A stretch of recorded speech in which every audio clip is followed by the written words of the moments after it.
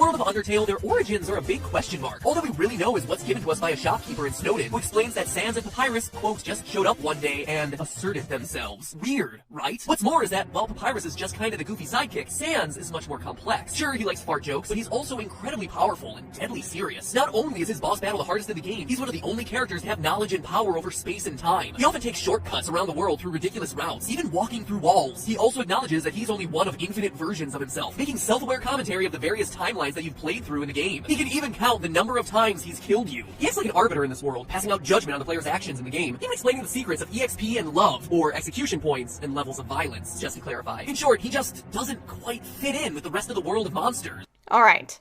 Sans can't actually control time like MatPat is saying here. Yes, he does have his shortcuts, and that could be considered control over space, but he simply researched the other timelines and their anomalies, and he was very knowledgeable on the subject. He's very aware of the timelines existing, but he can't remember those other timelines specifically. It can be assumed that even though we can't see Frisk's face every time they go up against Sans, they would get angry or more frustrated every time they die and reset. That's why Sans can guess how many times you've died when fighting him. He's good at reading people. Well, the idea that he doesn't belong in Underworld seems to be correct. The evidence seems to point to the fact that he was, in fact, formerly a surface dweller. In the true pacifist ending of the game, as the group looks out onto the horizon, Papyrus asks Sans about the giant ball in the sky. Sans says, quote, "We call that the sun." This is important because A, the usage of the word we and knowledge of the sun shows that Sans has a kinship or knowledge with other humans, and B, that despite he and Papyrus both being skeletons, are supposedly brothers, and apparently appeared in Underworld at the same time, they clearly have two very different histories. While I'd hate to bring in hypotheticals, I'd like to bring up the possibility that Sans has lived on the surface when the monsters were still living there before they were forced underground. Sans could have been very young when this happened, and Papyrus wasn't around yet to know what the sun is. Granted, that would call into question Sans' line about calling Toriel an old lady, but it's not an impossibility. There's also the fact that Sans is, again, very knowledgeable in general and could have learned about the sun elsewhere. Here's another point about appearing in the underground and them showing up one day. While the shopkeeper's statement is a bit vague, the underground is a big place. There's a huge city that you don't get to visit on your way to fight Asgore. What if the brothers moved from somewhere else in the underground? That could count as showing up one day and asserting themselves. Snowdin is very far away from Asgore's castle, and it's very likely that everyone in the underground does not know each other, as shown with Toriel and the rest of Frisk's friends in the pacifist run. Heck, Papyrus doesn't even know that there was a queen at one point before Toriel left Asgore. We get further clues as to Sans' origin as we hear him say multiple times that he wants to go home, or go back. He says as much during his dinner date scene at the Metaton Hotel. He notices that the player must want to go home and says, quote, "I know the feeling." He then continues, "Maybe sometimes it's better to take what's given to you," as though he ended up in Underworld by accident. And in a genocide run during his boss fight, he says, quote, "Look, I gave up trying to go back a long time ago," end quote. And before you say he means going back to the surface world, that's clearly not the full story. His very next line of dialogue is, "And getting to the surface doesn't really appeal anymore either." Key word here is either. Yes, he seems to hail from the surface and wants to go back, but based on his dialogue, he no longer considers it his home. It's as though the surface world he once knew is gone, as though he's from a different time. The main problem is that MatPat takes Sans' statement completely out of context. Sans wants to go back before things went to hell, that is the genocide run, but he's given up because he's lazy, as shown many times that he is a lazy individual. Giving an explanation to the "take what life gives you" line, he's very aware that there is a timeline where things don't go to crap, but he's stuck with this one and he has to roll with the punches.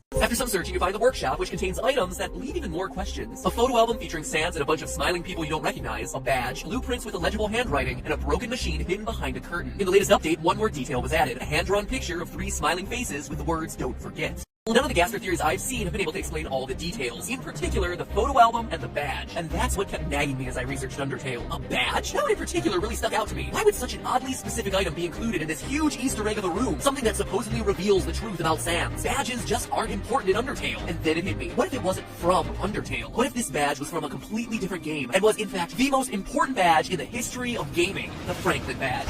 So I asked myself, what if the badge in Sans' drawer was that exact badge? Well, first off, it made Undertale connected to my favorite game, thereby making it even cooler. But that's still a pretty big logical leap, and even more. Let me tell you, as I started looking, more and more pieces started to fit into place. At the end of Earthbound, you're given a photo album covering your adventures throughout the game. To me, it's one of the best, most satisfying endings in gaming to look back on your journey in picture form. And what does Sans happen to have in his other drawer? A photo album filled with pictures of Sans with people you don't recognize. Of course you don't know them, they're not characters present in Undertale. The photo album could be explained away with it's of people he worked worked with when studying the timeline or other monsters in the underground. Sans is the kind of guy who knows a lot of people. The badge assumption here also bothers me. We can't make the logical leap that this is the Franklin badge because there are other kinds of badges out there, and the one that makes the most sense would be a security badge or simply a name tag. Unless Sans was studying timelines on his own, which seems very unlikely because his photo album is down here in the room away from Papyrus. And note the word that's used here. People you don't recognize, not underworld monsters. They are sentient beings that act pretty much like humans do, so calling them people fits them. While not the first definition, Merriam-Webster defines people as a body of persons that are united by a common culture, tradition, or sense of kinship, members of a family or kinship, and or linked by a common interest, all of which can include the monsters of the underground. The first thing you need to know is that Mr. Saturns are known for their, let's say, unique linguistic style. That would explain the illegible handwriting on the blueprints. Or Sans has bad handwriting. Doesn't mean the Mr. Saturns are behind the blueprints. And the machine? I think a broken phase distorter is behind that curtain. Now that may seem like a stretch, but it actually explains a lot. If Sans wound up in Underworld via a phase distorter, it could provide a reason for why he's a skeleton. He used the machine as organic matter and suffered the consequences. Not killing him, but turning at least part of him into a pile of bones. But the phase distorter can't transport organic material. Humans are all organic material, including the bones in our bodies. Besides the fact that there are no reasons for Ness/Sans to use the phase distorter by himself, if he used it, he would cease to exist. There is also the fact that Sans is clearly an adult, and unless Ness stopped growing period and used the phase distorter as an adult, it wouldn't work because Ness is made out of organic material and would die. But the crossovers between Earthbound and Undertale continue. When you speak to the Apple Kid at the end of Earthbound, he's blown away by the astronomical odds of Ness overcoming Gygus, saying that he's going to continue studying the trait called Courage in order to harness its power. Seems awfully similar to the same experiments happening in Undertale around the trait of Determination, no? Especially since so much speculation has circulated that Sans is a key player in those experiments. Or, you know, Toby was heavily inspired by Earthbound causing this game to exist in the first place. I'll touch more on this point later. But I'm sure you also want physical evidence, right? Well, don't worry, because I have plenty. During one of the endings of Undertale, we see Undyne and Alphys hanging out on the beach on the surface world, a beach that shares a lot of similarities to the tropical resort location named Summers that you play through in Earthbound. In fact, the geographic layout of the surface bears some striking similarities to the world of Mother. When Undertale's crew of monsters are finally able to reach the surface and look out over the Earth, they're met with a beautiful sunset falling across a landscape of a tall mountain, a large city, and a sandy area adjacent to water. Notice the sun's reflection to indicate water and a lack of trees in this middle section here, hence the sand. Well, in Earthbound, you have the big city of Forside, complete with skyscrapers, which you reach via a desert that just so happens to be adjacent to some water, and to the east, the mountain in Onetz, where a meteorite lands on Earth. I always called it Onetz, but if that's not clear enough for you, Mother 1, Earthbound 0, Earthbound Beginnings, whatever you want to call it, it's had a lot of names, had a map laying out the same geographic landscape, a tall mountain to the east of a large city separated by a desert with all of it up against a coast. I don't know about you, but to me it seems like there's a definite connection between the world of Eagleland, again, unclear how it's pronounced, between the world of Eagleland and the surface world of Undertale. Or, inspired by the Mother series. But the strongest physical connection, the one that definitely unites these two franchises, comes from none other than Papyrus himself. He wears a custom-made costume known as his battle body, but if you look really closely at the design of the armor, you'll notice some markings on the chest. Is it just a throwaway detail? Oh no! That right there is an exact match to the ones that appear on the chests of Starman, the most iconic enemy of Earthbound. And look at the way he stands. I always thought it was awkward until I looked at the two characters side by side. Papyrus's curved arm and hand is a direct match to the curved arms of the Starman in the Mother series. Okay. What? You can't be serious. By Jove, he's serious. Let's break this down. Pap and Sans made his battle body as a costume for a costume party. It did not exist prior to a few days before the actual game takes place. Papyrus is also more or less a human skeleton. We don't know what Starman skeletons look like, but two major flaws with this are that 1. Pap does not line up with a Starman's proportions. His head is too big, his arms are too long, and clearly has hands of sorts. The second is if we follow along with this theory, why would a Starman be with Ness in the first place? Starmen are minions of Gygus, so why would they stick around if their boss was defeated? MatPat never explains this and just ignores how this could even happen. There's also the fact that Starman would know what the sun is, as they are aliens that came from space. It's kinda hard to miss the sun, so unless Pap lost his memory, this doesn't work. Also, standing similarly? That is very flimsy evidence that doesn't hold much water, because how does standing similarly prove anything?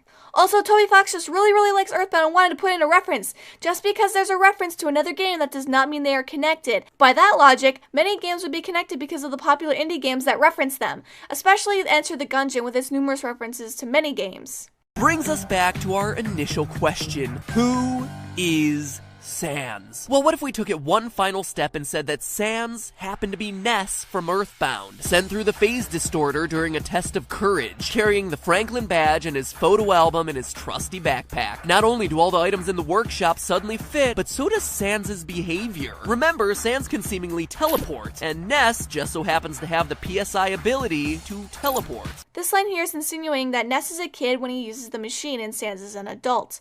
Did the face disorder just stop him from growing? Now look at the way Sans always stands. Hands in his pockets, directly facing the camera. It's a very similar stance to how Ness is depicted standing in most marketing for the game. Marketing? That's the connection?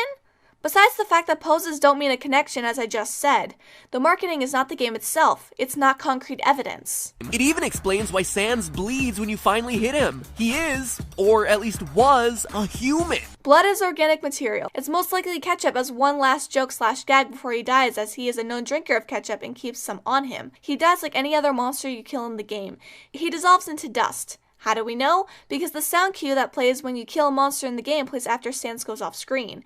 Humans do not turn into dust when you kill them, as evidenced by Kara and their backstory. Oh, and finally, Sans is only one letter removed from being an anagram for Ness. He's named after the font. This doesn't add anything to the theory. But if there was any doubt, we have to look no further than the creator's previous work. Toby Fox, the man behind Undertale, had previously worked on a Halloween hack for Earthbound. But this just wasn't a simple reskin. The Halloween hack tells the tale of Dr. Andonuts after the events of Earthbound. Remember I pointed him out? He's the one who made the phase distorter. In Toby Fox's version of the story, we see that after Gygus' defeat, the souls of the kids never return home. Instead, by going to the past to defeat Gygus, they create a new timeline that they're stuck in. As a result, Jeff never reunites with his father, Dr. Andonuts. And Dr. Andonuts goes crazy with guilt because he's the one responsible for creating the time machine and extracting the souls of his son and his son's friends to send them back to what he assumes was their death. In his mind, he killed 4 kids. And in Toby Fox's game, he's lost his mind trying to deal with that guilt. I'm telling you, this hack is dark. But that said, you see a lot of Undertale in this game. The appearance of amalgamates, the first use of the awesome song Megalovania, the prototypes for Flowey, and the theme of having the choice to be non-violent in an RPG, sparing your enemies. But then why is all this matter to the theory? Well, remember, in Toby Fox's version of the story, the kids don't come back. They're stuck in the past with no hopes of getting home, just like Sans. And in the hack, one character is oddly missing, with no explanation as to why. Ness. Presumably in this timeline, his soul is in a different place than his 3 friends. Which brings us back to Undertale. 3 faces with "Don't Forget" written on it. It's Ness trying to remember his 3 friends. In short, Undertale is a continuation of Toby's version of Earthbound, with Ness never being able to get home, adopting the name Sans, and accompanied by Papyrus, a former Starman, an alien force able to speak English and still equipped with his armor and signature posture, but without any knowledge of earthly things, like the sun. The pieces all just seem to fit. This is a hack of Earthbound. Not actually canon to the game. MatPat said it himself, this is Toby's version of the game. It's not canon to the actual game. This timeline does not exist. A fan-made product is just that, fan-made. It was supposed to be a dark what-if story that Toby made when he was 16, an age where it could be considered an edgy thing to do, to make something child-friendly as dark as possible. Toby doesn't even want to be connected to this work anymore. It was something he did as a teen that he's embarrassed by now, and not something he would connect Undertale with to Earthbound. I know I've written things that I would never want to be brought up again when I was a silly young teen, and wouldn't want to use them to connect any of my future pieces I create. This doesn't work as evidence. While there are similarities between the Halloween hack and Undertale, it's quite possible that Toby saw these things he did and wanted to reuse them. Developers reuse mechanics all the time in their games. Why can't Toby do the same without them being connected somehow? It's Sonic's 25th anniversary, and you know what that means, a revitalized, never-ending tide of hatred for the video game series. Now, Sonic hate is not a new thing. It's been around ever since probably Shadow the Hedgehog for the GameCube, but it really hit its stride after the atrocity that was Sonic 06 was birthed onto the world. Ever since then, the Sonic series has been shit on by every dickhead with a microphone whenever they get the chance. Because the Sonic games haven't had the greatest track record after Adventure 2, and there are legitimate criticisms to be made about all the titles in the series. You're acting very surprised that bad games attract negative attention, and when you're on a place like YouTube, you will see negative responses more often because talking negatively and ripping into something is seen as more fun. People enjoy taking potshots at things, and you're getting very defensive when there really is no need to be. Some people are even so blind that they despise Generations, arguably the best Sonic game to come out of the 2010s, without even playing it. How do you know these people are blindly hating on Generations without playing it? While I agree that you shouldn't hate something just to hate on it, I see no reason to believe that people hate Generations when they haven't played it. No screenshots of forums, comments, tweets. You gotta give me something to work with. Your word alone isn't enough. Your whole argument is assuming any criticism is from people who haven't played it, which is incredibly silly. Especially when Generations is not perfect. It has some issues like Planet Wisp and Time Eater. Planet Wisp compared to the other stages is much longer in length, leading to pacing issues, and the Wisps themselves seem to be more required than the game that they came from. The Time Eater suffers from rings blending into the background, making it hard to see them as you zip by, a lack of conveyance when it comes to progression in the fight, the annoying noises repeated by your friends which you cannot turn off, by the way, regardless if you have it turned off in the menus. There's also the general lack of proper feedback, and the only time that they give you feedback, it's obvious and through the most annoying way possible. I know that they're homing shots, so oh my god, shut up! And honestly, I'm getting pretty sick and tired of people blindly hating something because it's Sonic, or because somebody else told them it sucked. Let me make a few things abundantly clear before we start. I'm not against people for having different opinions. In fact, I welcome them in every video I put out. When I say at the end of my videos to let me know if you disagree or agree with me, I truly want you to let me know your thoughts on the game or subject of the video. I like reading other people's opinions on a matter, especially when they differ from mine. However, what I am against are uninformed opinions, which are judgments based on no actual evidence or experience. These currently plague any discussion of Sonic that takes place on the internet, as a large majority of people who think Sonic is irredeemably terrible are the same people who have never played a Sonic game. I will fully agree that having an opinion without playing something first is not good. However, you also say that you welcome opinions, but what you end up doing is strawmanning everyone who dislikes Sonic games as blind haters when they are very valid criticisms people have made.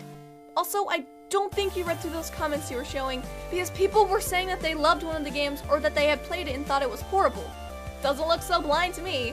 I think you may want to get your prescription checked or clean those glasses of yours. A perfect example of this is Aaron from Game Grumps in their recent playthrough of Sonic and the Black Knight. In the first episode, Aaron states, "This game sucks," and when Danny questions him as to why it sucks, he states, "I've never actually seen this game, I've just heard it sucks. Everyone thinks it sucks." Look, I understand I shouldn't be taking a Let's Play this seriously, but it goes to show how blind the hate of Sonic games can be. While Aaron shouldn't have an opinion of a game before playing it, if someone he knew told him it sucked and to avoid it, and he trusts their opinion, why shouldn't he listen to that? We all do that. Our friends tell us to play this game or avoid this movie, and we listen because we value their opinion, and more often than not, our tastes are similar to their own. We also don't know who told Aaron it sucks, he just says everyone. If you got that opinion told to you that many times, you would probably be inclined to believe it. Haydox is also taking Aaron, from Game Grumps, a show whose sole purpose is to riff on the games that they play, seriously. Aaron has even admitted to not only liking Sonic, but playing up the stereotypes of what people think his opinion will be. Need a lift? I have to ask you, Aaron, you're usually very anti-Sonic. How do you feel right now about... I thought you were going to say anti-Semite. I know you're kind of anti-Semitic. Yeah, I know you just kind of like, you were really against Dan. I mean, I was saving it for like a joke at the end of the playthrough and just being like, this game sucks. Yeah. Oh, gotcha. But, okay. like, yeah, I hate it. There's like nothing, it's nothing. It's just like you go and then stuff happens and that's it. The end. It doesn't feel like, I don't know. If you like it, I'm not gonna shit. Oh, I like don't get offended when people don't like games that I like. I do. I'm very offended. Because someone told Aaron Sonic and the Black Knight sucks, he automatically hates it, without even starting up the game first. Is it blind hate though? Aaron didn't seem angry or anything of the sort. He was just under the impression that the game sucks. You can have a neutral opinion of a bad game. You can see that it's bad, but not dwell on the matter. For example, I'm indifferent to Duke Nukem Forever. I can understand people hate the game because it doesn't live up to expectations, and I can see that it's bad. I'm aware of the issues, but putting energy towards actively hating it is pointless. The best part is that this blind hate of Sonic from a popular show like Game Grumps only blossoms into more and more hate. Check out the over 14,000 comments of that video that consist of people trashing Sonic games, with some not even playing them, people trashing those who like Sonic games, and a very small minority trying to say Sonic doesn't suck. And Sonic and the Black Knight is also not awful. Reread through those comments again, because there was maybe only one blind hate, and every other comment commenting about Sonic was either someone who played the game or defending Sonic. Now there are comment threads that we can't see the entirety of, so there may be blind hate comments in the comment section from You Show Us. I'm not seeing anything that backs up your point. Sonic and the Black Knight is also generally seen as a mediocre game. Whether one may view it as such or not, it is still a rather popular opinion among those who have played it that it's not very good. Not lacking in good content, just not good as a whole. You may not take the grumps seriously or believe they have any substantial impact on opinions and discussion, but they do. They are popular. Their opinions matter to their fans. Not their fault their opinions hold so much weight. You're inferring that they have some sort of semblance of control when they don't. If some people want to be sheep and take their word as law, that's their problem, not the grumps. I feel like there's a video clip I could pull up for this.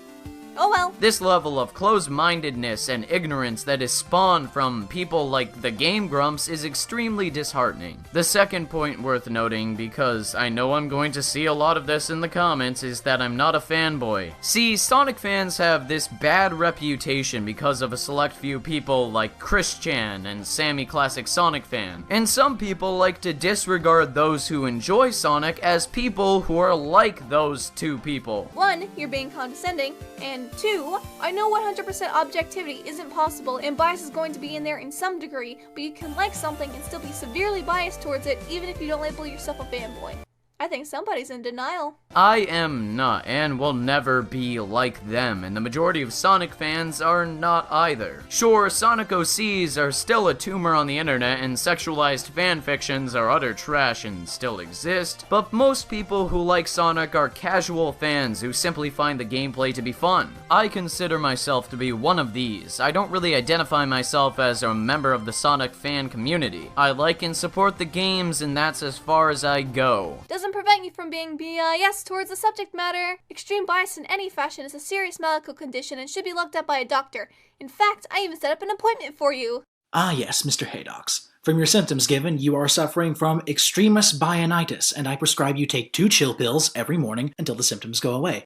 Here's my number if you have any further questions. Wait, Nathan, I thought you were a therapist. Oh, funny story about that. I'd love to tell it, you see, but I gotta go see a guy about an ironing board.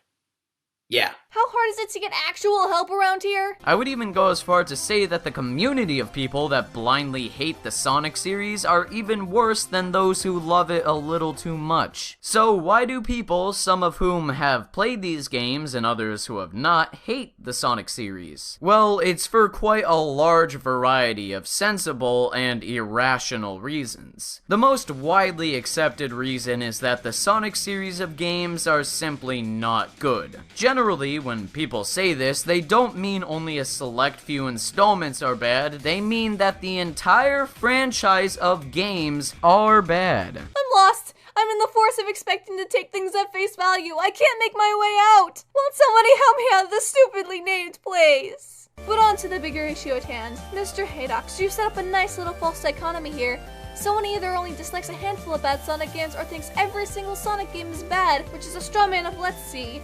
People who dislike a majority of the games but can name 1 or 2 that they enjoy. Personally, I would strongly disagree with that statement because I firmly believe that the whole Sonic series is not bad. I do agree that some games are bad, but those are not enough to taint every game's reputation in the series. For a series to be terrible, I would think that at least a half of the games must be awful as well, and in Sonic's case, that's not true in my opinion. Wouldn't that mean if half the series is bad and the rest are good, it would be mixed?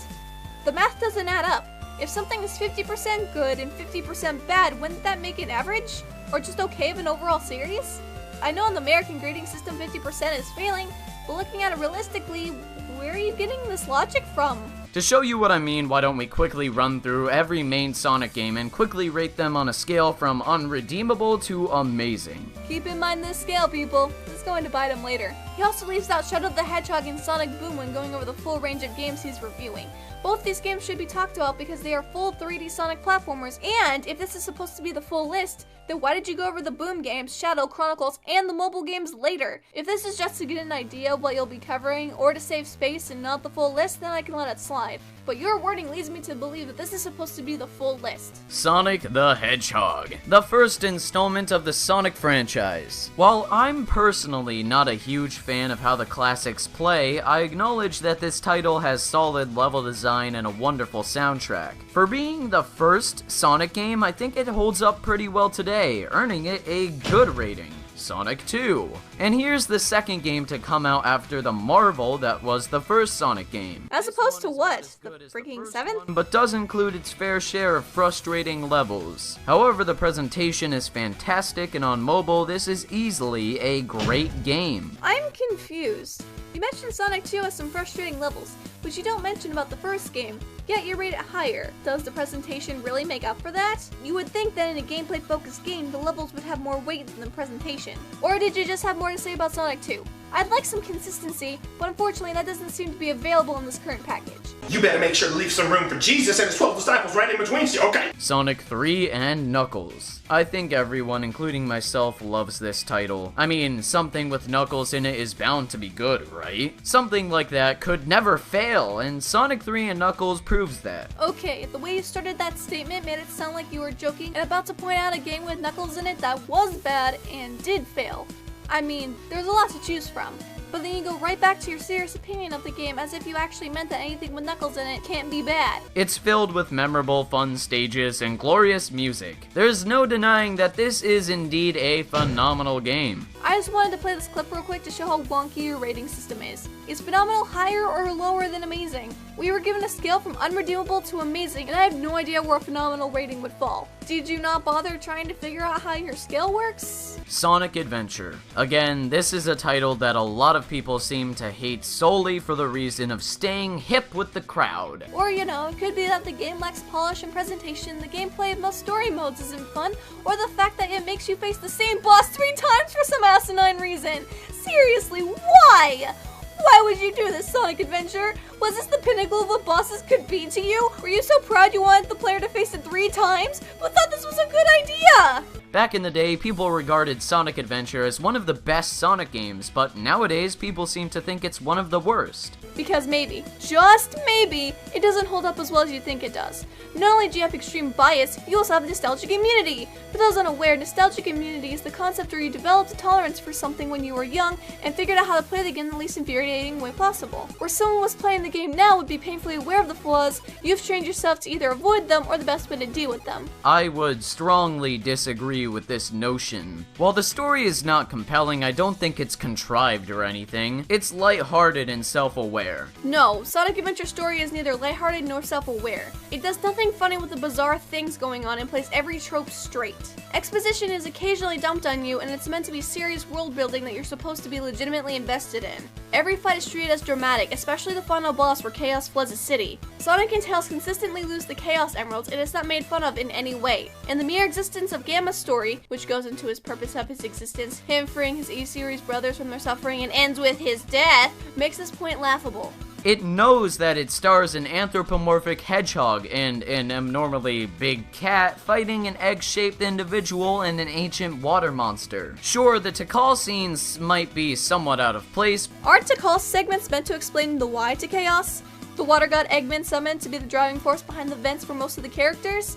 If it's about their initial appearance, yeah, they can come suddenly, but not so much out of place, especially for something that's far more story-based than the 16-bit titles. But I found myself getting a lot of enjoyment out of playing the story, especially with Gamma. Not to mention, the game itself isn't even that bad at all. Sonic is fast-paced and fun. Tails is even more exhilarating and entertaining. The Knuckles stages are surprisingly quick-paced, easy, and a little bit of fun. Amy is not the worst thing in the world, but I will admit that her lack of speed is a huge turnoff, making her my least favorite part of the game. Gamma's story redeems the straightforward, mindless yet okay gameplay, and honestly, Big's not too bad. When I was a kid, I remember not being able to beat Big's levels, but replaying them now, I have no real issue beating them. If you listen to Tikal and use some skill, the stages aren't as bad as people make them out to be. Big's still not fun though, but I don't think he's terrible. It's more mediocre than shit. Big stages may be over with quick and light on difficulty,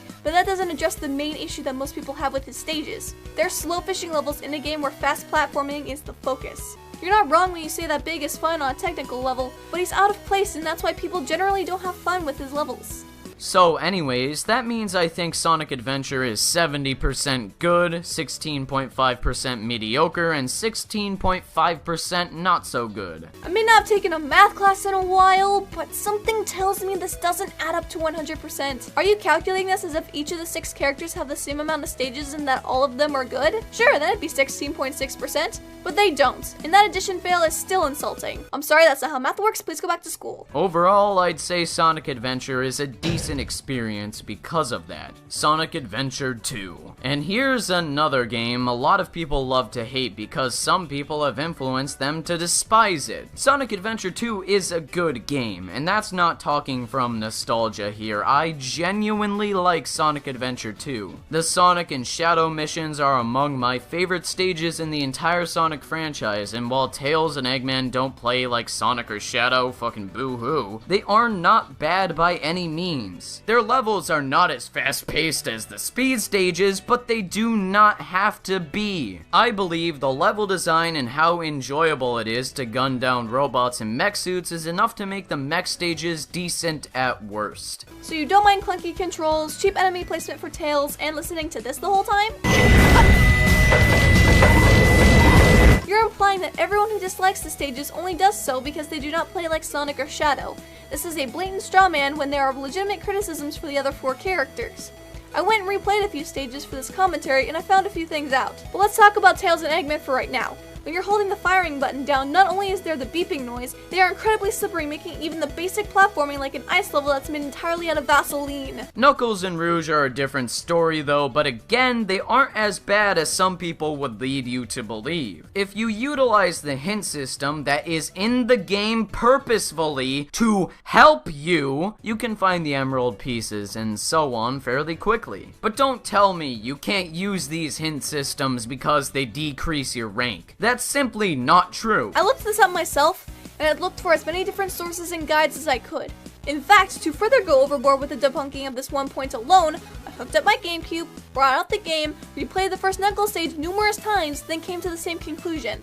Everything I found said you could use at least 1 hit monitor, but use too many and you will not be able to get an A rank. Where are you getting this information? Because it's clearly false. You were looking for something to complain about and didn't bother to double check your facts because it was another finger to point at the detractors. This is lazy and unfitting for someone with Knight's presentation. Besides, who the fuck cares about your rank? Ranks give you almost no extra content in Adventure 2. You hear that, completionists? Haydox doesn't care about 100%ing, so that means it doesn't matter at all.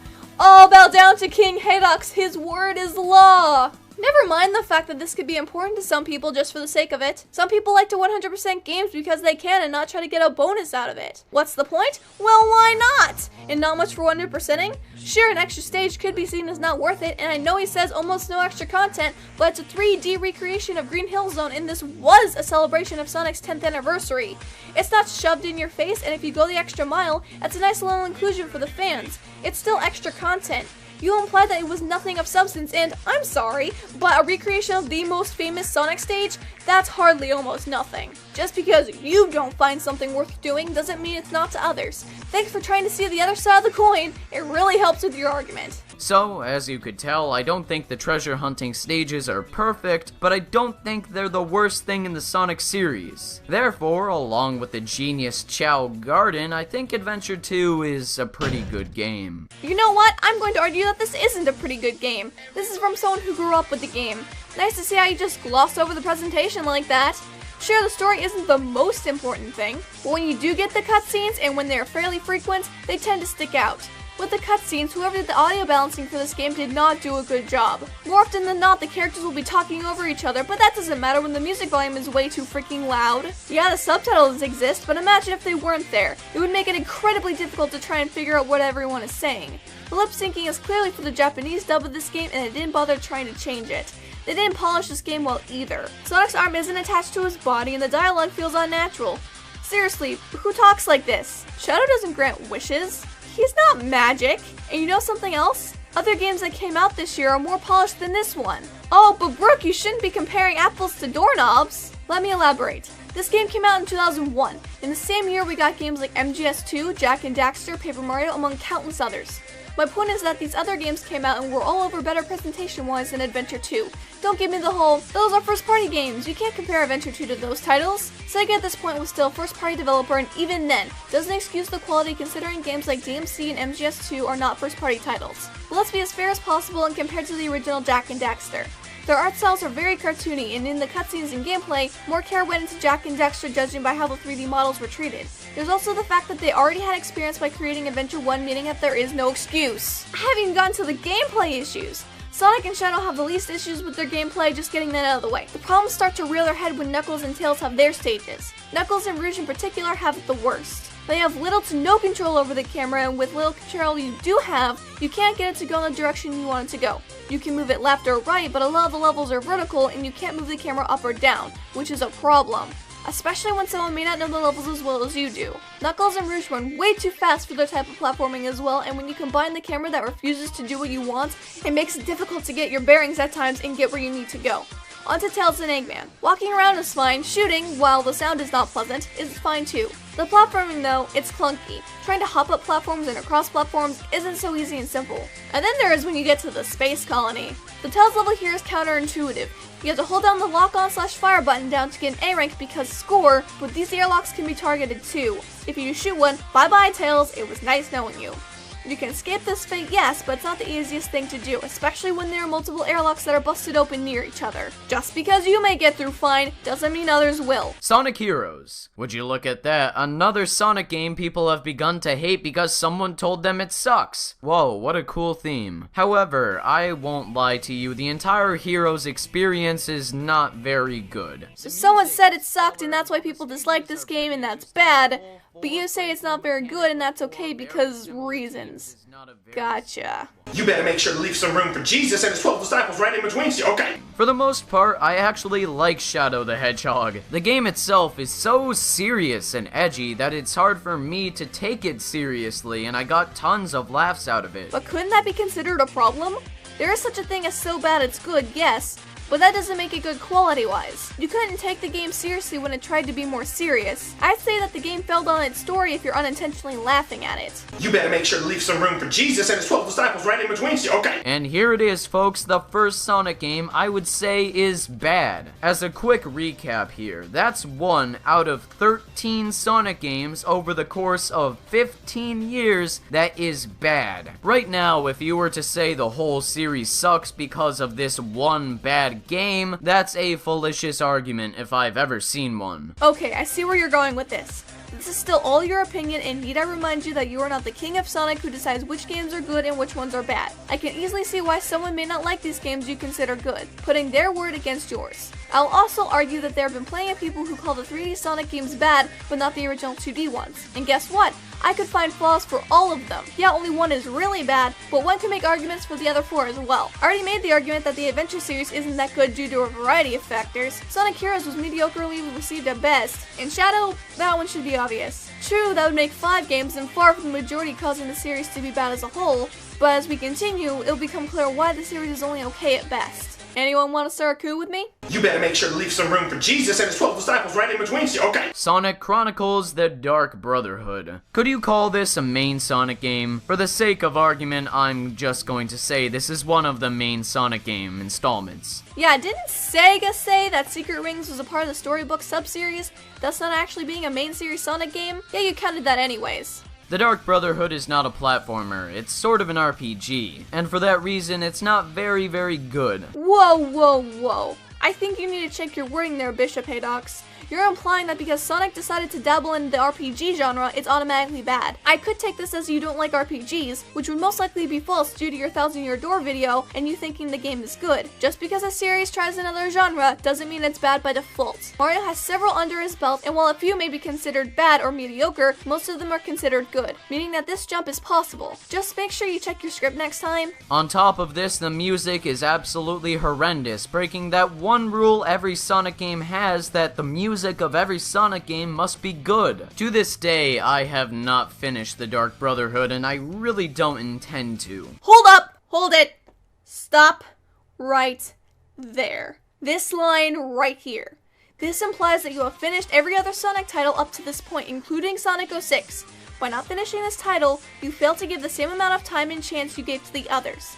I realize that if the game is bad, it will most likely stay bad throughout the entire thing, but by not finishing Brotherhood, you further lose credibility to talk about these titles. It's completely unfair. Before anyone brings it up, I realize that if the game is bad, and if the game turned him off from continuing, that should speak for itself. But again, this is the only game up to this point he admits to not finishing. This is a video about the Sonic series as a whole. That means every main Sonic title from start to finish. If this game was a review by itself, I would not have an issue. I would understand not being able to finish it. But when he presumably finished Sonic 06 before making this video, there is no excuse. Even if Haydox found out this game never got better, it would allow the audience to take what he has to say seriously. It would show that he took the time and effort to give a fair judgment on the series. I personally found it really boring and not fun at all. Because of that, I'm going to have to award it with a bad rating. So that's 2 bad Sonic games. Surprisingly enough, this bites him later. You better make sure to leave some room for Jesus and his 12 disciples right in between you, okay? Sonic the Hedgehog 4, Episode 1 and 2. Like the Dark Brotherhood, I never got around to finishing these games, and it wasn't because I was bored by them. I just haven't had the time to play them. So you thought it would be a good idea to cover every main Sonic title without bothering to finish not 1, but 3 of the games. I don't even see where the logic is on that. Duke Haydox, did you take any care or consideration into this video? If this were a chart, you'd be in the negatives with how much credibility you have. You better make sure to leave some room for Jesus and his 12 disciples right in between you, okay? I feel like I'm a broken record. Can you see the trend I'm sort of hinting at here? If you couldn't tell, people widely exaggerate the flaws of Sonic games to make them seem that they're terrible. In reality, Sonic— Who are these people? Who is exaggerating these flaws? Please tell me, Haydox. Can you show me some reviews? Evidence? Can I please have some evidence? I'm begging you! Looks like I'm not presented anything. You would be a terrible lawyer. Lost World isn't bad at all. You can go fast in this game, that's cool. Because you're totally showing us going fast. In fact, most of your footage is Sonic going slow. Why is this so hard for people to do? Is it really hard to find footage to back up your claim? You better make sure to leave some room for Jesus and his 12 disciples right in between you, okay? As I've said before, I think Rise of Lyric is plainly mediocre. Sure, the gameplay is drab and the music is not too memorable, but at least there's some fun to come out of Rise of Lyric. For being a spin-off, I don't think it's bad or terrible. I'm very conflicted on what I think about Rise of Lyric, but one thing I can say for sure is that I don't think it's as horrible as Sonic 06 was. Is it Christmas? Did I move? Because you're giving me a lot to unpack here. Okay, so the gameplay is drab. Then where is this fun you speak of? Over there? Over here? Please enlighten me, oh grand holy pope of Sonic. Nothing you said is telling me otherwise. You've done nothing but criticize this game. Gameplay could be considered one of the most important aspects of games, especially Sonic. So if it's drab, I can't see how you would have fun. What is fun? You also admit that Boom is a spin-off, meaning that it can't be counted in the grand scheme of the Sonic series. It's not in the main series. That's not including Paper Mario or Superstar Saga when talking about the core Mario games. That doesn't make any sense at all. What's your definition of the main series then? Not being a sports game? He did include the mobile games, so... Haydox, you're an enigma that I'm not sure I want to unravel. And you know what? No, I don't think you can call Sonic 06 worse than Rise of Lyric, and I'm gonna tell you why. Both 06 and Rise of Lyric were rushed through development, both games are glitchy, the gameplay in both of them is either slow or a glitched mess, the story in both games is either bland, gross, or lacks giving actual character development. Rise of Lyric is just as bad as 06, and here are a few other reasons why. It's forgettable music, and its inability to be 100%ed. Sonic 06 can boast a good, goofy time with friends, and has some dope music, and if you tried hard enough, can be finished. Boom has the possibility of glitching to the point of not being able to be 100%ed, no matter what you do. The only option is to hope and pray that a separate playthrough won't prevent you from 100% completion. This game broke this poor man! And I know 06 broke him too, but he was literally unable to officially complete this game. This game is too broken. Not to mention the constant repetitive voice lines while playing, the combat taking forever and a half to finish, and the overworld not even close to looking done. Say what you will about 06. Some of the problems exist in both, yes, but at least Soliana looks like it's finished. Earl Haydox, please, have mercy on my soul. All in all, for the Sonic series, that's one Sonic game I view as bad. How's that bite? Do you need to go to the hospital? Should I break out Mercy? Are you okay, Haydox? I think we should check your head for a concussion because you suddenly forgot how to count to 2. In all seriousness, though, please review your script. Errors like this shouldn't be let through to the final product. A few that I think are mediocre, a lot that I think are good, and a select few that I think are fantastic. By that logic, would you say that Sonic sucks? I would say no. As I've said before, for a series to suck, I would think that the majority of games must also suck. A good example of this is the Bubsy series. No offense to people who like the Bubsy series, but the Bubsy series is not that great. I would argue, and this might be an unpopular opinion, that the Bubsy games are not good, thus making the franchise pretty bad. The Sonic the Hedgehog series is not like Bubsy in this regard. Something seems very off with his final conclusion based on these screwy scores. But that would take mathing. Justin! Yes? Here, you sent me this garbage, so you have to do the math and disprove the conclusion. Alright, what the heck is this rating system? I know, just try your best to work with it. He said Sonic Boom was what? Yeah, I handled it. Just do the math for me. Alright, for reference's sake, this is the table of scores he gave to every single Sonic game. Since the King of Sonic is also the King of Ambiguity, we're going to have to make some assumptions about his scale, but I'll explain them all so you can judge if they're fair or not. First, if the word he used as a descriptor is a synonym to another word he used in the dictionary, I'll lump them together. This means okay and decent are at the same level, and there's also one pretty good in there, so making it the same level is fair by my standards. There's one outstanding and two fantastic, so we'll lump them together as well. Since he didn't make clear what's above and below, we'll just assume that phenomenal is better than fantastic. I don't think anyone can argue with that. So with those out of the way, the scale goes bad, mediocre, decent, good, great, fantastic, and phenomenal. Still pretty asinine, but a little more manageable. And here we have the weighted table of scores with the number of games that received that score after it. This will allow us to compute the average, or more specifically the median, of his ratings on the series. We'll start by calculating the maximum score that the series could have received, aka if every single game was phenomenal. The series would have received a score of 7, the weight of phenomenal, times 23, the number of games in the series, which comes to 161. Since every single Sonic game is definitely not phenomenal, the score was far from that number. We'll calculate this just like you'd calculate your average grade, adding up the scores and then dividing that number by 161 to get the average out of 100. Adding up all these scores gives us a total of 86. Divide that by 161 and you get, a 53 out of 100. To put that in perspective, by Haydox's opinions, which Brooke already proved to be overly biased and in places downright wrong, the Sonic series as a whole made an F by academic standards. In America, or a more apt description, a 5 out of 10 score. Thank you for that bit of mathing. Now please make your way back into the boyfriend box. Of course, my love. Even going by your own grading system, the Sonic series is only okay.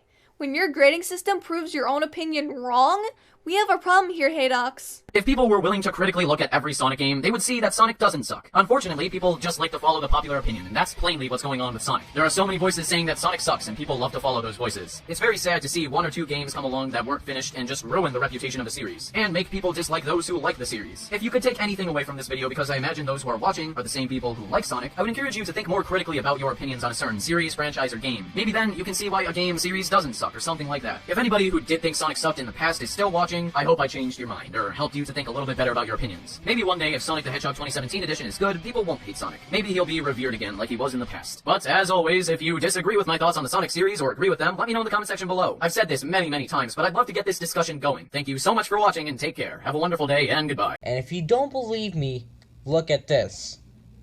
Bam! That's the evidence that you need. Why wouldn't we believe you? We can see your sub count below the video. Not to be a copycat or anything, but I'm going to be doing what the Fossilizer and Metal Blade 5 did for their 1,000 subscriber special or 500 subscriber special. I'm going to be doing a top 10 on these people who are named Game Theory. You're allowed to make a similar list to someone else. It's when you start taking points and adding nothing new that it's a problem. The Fossilizer told me a lot about them, and I decided to check out their channel. And I only seen a few videos so far, and I decided to count down by 5 least favorite. You've only seen a few of their videos? Did you just watch these 4 and call it a day? Only watching a few of someone's videos isn't always enough to pass a good judgment. Also, guys, we totally got Black Borders Matter all wrong. We should really say Black Screens Matter. Like, holy crap, please don't do this again. There is nothing keeping my attention aside from your voice, and even then you're stuttering and desperately need to make friends with scripting and retakes. They'll be more than happy to be your best buds. If you're building up to something, try to make it quick because you go on for nearly 40 seconds like this. Please give us something to look at. You also said top 5 when this is a top 4. Yes, this is a nitpick, but it further emphasizes the need for a script. So, let's begin. Oh, and the fossilizer, I'm also gonna be mentioning some things you said in, your top 9 worst game theory videos, because I personally agree with your opinions as well. And I have some things to add on to them as well. So, hopefully you can understand that. Defossilizer Senpai, notice me and don't hate me, please! You don't need to name drop like this. Are you just a really big Defossilizer fan? I'm getting the impression you're trying really hard to impress / not piss off this person. Keep this line in mind too, because it's worse than you think, but that's going to be saved for my final thoughts. Personally, this is my own opinion, and a lot of you are going to agree. Mostly Defossilizer, Metal Blade 5. Wait, we are or we aren't going to agree? The mumbling makes it hard to hear. Judging by the name drops, I'm going to assume agree. Well, don't we have the arrogant pants on today? Oh boy, Toad's deadly secret. Okay, so what's this theory about? First of all, I want to start this section off with that I love Toad. Toad is one of my favorite Mario characters in the Mario universe. But judging by my top 5 Mario characters list, you probably know he's my favorite, but not really anymore. But I still love Toad. I grew up with this little guy. Yeah, he was like part of my childhood. Dude, your bias is showing. You should really put that away because holy crap, you're just a kid. Do I need to get Child Protective Services on the phone? Toads are not people who've been infected by fungi. Basically Princess Peach basically, you know, Princess Peach obviously just created them in the first place. And toads are not people who've been infected by fungi. They're people who Peach created. She made them? In a way, aren't you agreeing with what MatPat is saying? Peach is the one who brought the toads to the Mushroom Kingdom in the first place. You're saying that they aren't people infected by the mushroom, but you still say they were created? That's not debunking his theory or elaborated. Yeah, the nitpick of this video is that you're misspelling Rosalina's name. Misspelled? I think you mean misspoken. Oopsie. And you may be saying, but wait, that's ridiculous. Rosalina was made in outer space and Peach was made on the Earth. Rosalina was made in space? Someone doesn't remember Galaxy all that well. Rosalina was born on Earth and lived there when she was a kid before she went off to space. I'm sure Rosalina and Peach both have blonde hair, but that's not the case. Rosalina's is more of a beige kind of blonde, and Peach's is a more typical blonde. And their eyes, look closely at their eyes. Rosalina's eyes are more teal than blue, while Peach's are, well, blue. I just got word from the Science Institute of Science, and apparently children need to look exactly like their parents. That's right, that means we should all look like mini versions of our parents. If we go by the theory being true, there's going to be some differences in the similarities. Rosalina would not be a direct clone of Peach because Rosie has a father and she got his genes too, and thus would look similar to Peach but not 100%. There's bound to be differences in shade of hair or eye color. Any Mario character can have a mustache. Now, where am I going with the mustache, you may ask? Well, the next thing MatPat says is, about Rosalina's dad is that he just strokes his mustache. Well, any male character besides any male human character in the Mario universe has a mustache. So technically, any of them could be Rosalina's father. So how would you know it would only be Mario and Luigi instead of Waluigi and Wario? You're right, any of the shown male human characters could have been Rosalina's father, but MatPat was just using Mario as an example since, you know, they kind of have a thing going on. Not to sink ships, but I'm gonna sink some ships. Would Peach want to be with Wario or Waluigi? They've been shown to be jerks and are antagonists to Mario and don't seem like good relationship material. I'm sorry, Waluigi, please forgive me. Okay, Metal Blade 5 pointed this out. He said that Rosalina lives in the house. How? Because there was this one story where she goes, I want to go home. I want to go back to my house. See, it says her house. She says she lives in a house, not a castle. House and a castle are not the same thing. A house is classified as any building that has a group of people living in it. Yes, castles are castles, but if that's where she grew up, she could still call it her house. There's nothing you say here that debunks his theory, even when going back and rereading the text myself. It's vague, and there has to be some reason that the castle, presumably Peach's castle, is shown off in the background when the hill is mentioned. You can make the claim that we just don't see Rosalina's home when the hill is shown off, but then why put the castle there? My point is that there's nothing that proves either idea wrong. How can Rosalina's mother be Peach if Peach isn't dead? While the story is stating that Rosalina's mother is buried under the tree. You didn't watch part 2, did you? Oh wait, you did, because you mentioned Luigi earlier in the segment. He gave you the answer, you pleb! Albeit confusing to wrap my head around, but it's still an explanation for it in his theory. He basically says, "Oh, my theory is saved! Yay, I found the tree!" Well, the thing is, it's not the same tree we saw in the story. You see, look, that's a normal tree, and the other is a pine tree. That's a normal tree, and and the other's a pine tree. Pine tree and normal tree? Pine trees aren't normal? Are they outcasts? Are you racist against trees? He said that at the end of the game, that the mansion was also an illusion, so everything disappeared, especially the telescope. Why couldn't your audio sound as good as it does now throughout the entirety of the video? Just do what you did right here and you'll sound much clearer to the audience. Oh, and there is one more thing that I need to point out. It's the fact that he blows up his own theory. The writer of Rosalina's storybook said during an interview that Rosalina was originally intended to be related to Princess Peach. There, boom. Wow, you must be a real big idiot. You know, the keywords were originally.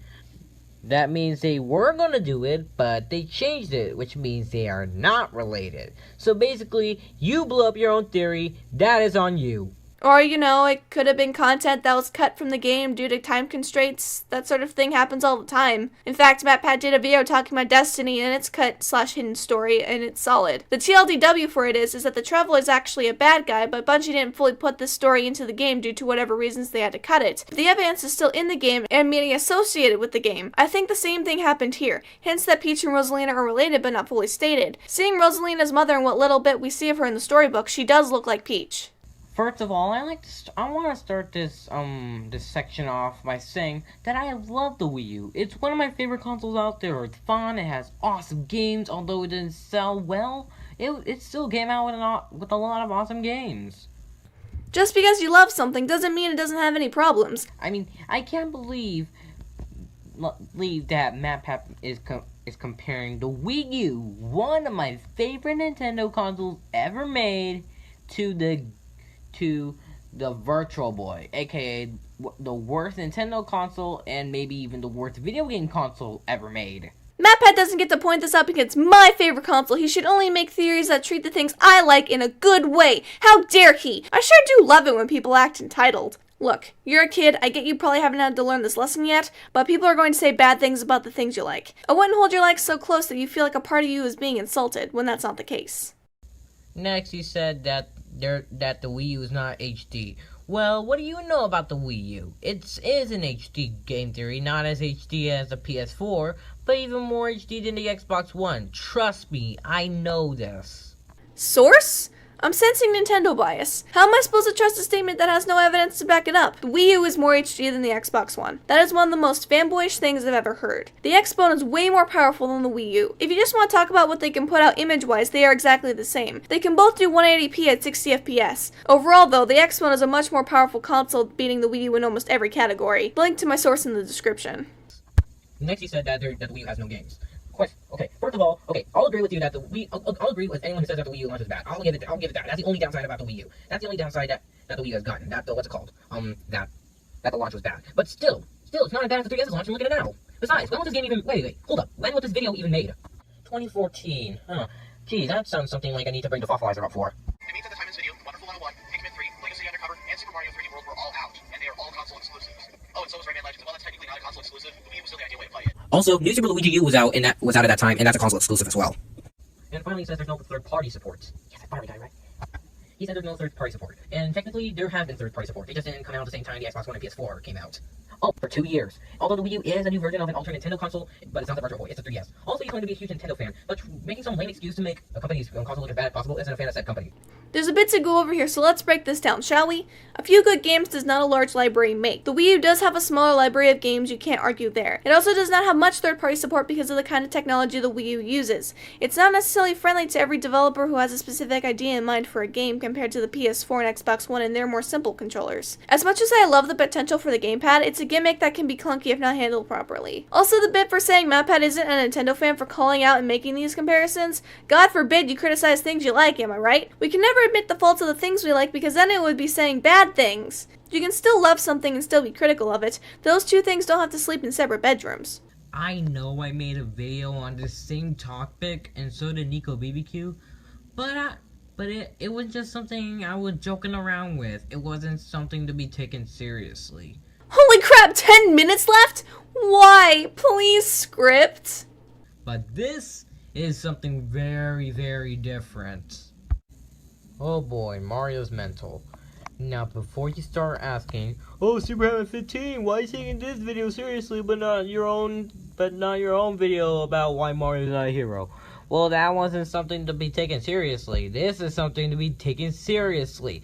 You know why? Because MatPat is being dead serious with this. Also, Nico BBQ's video wasn't supposed to be taken seriously either.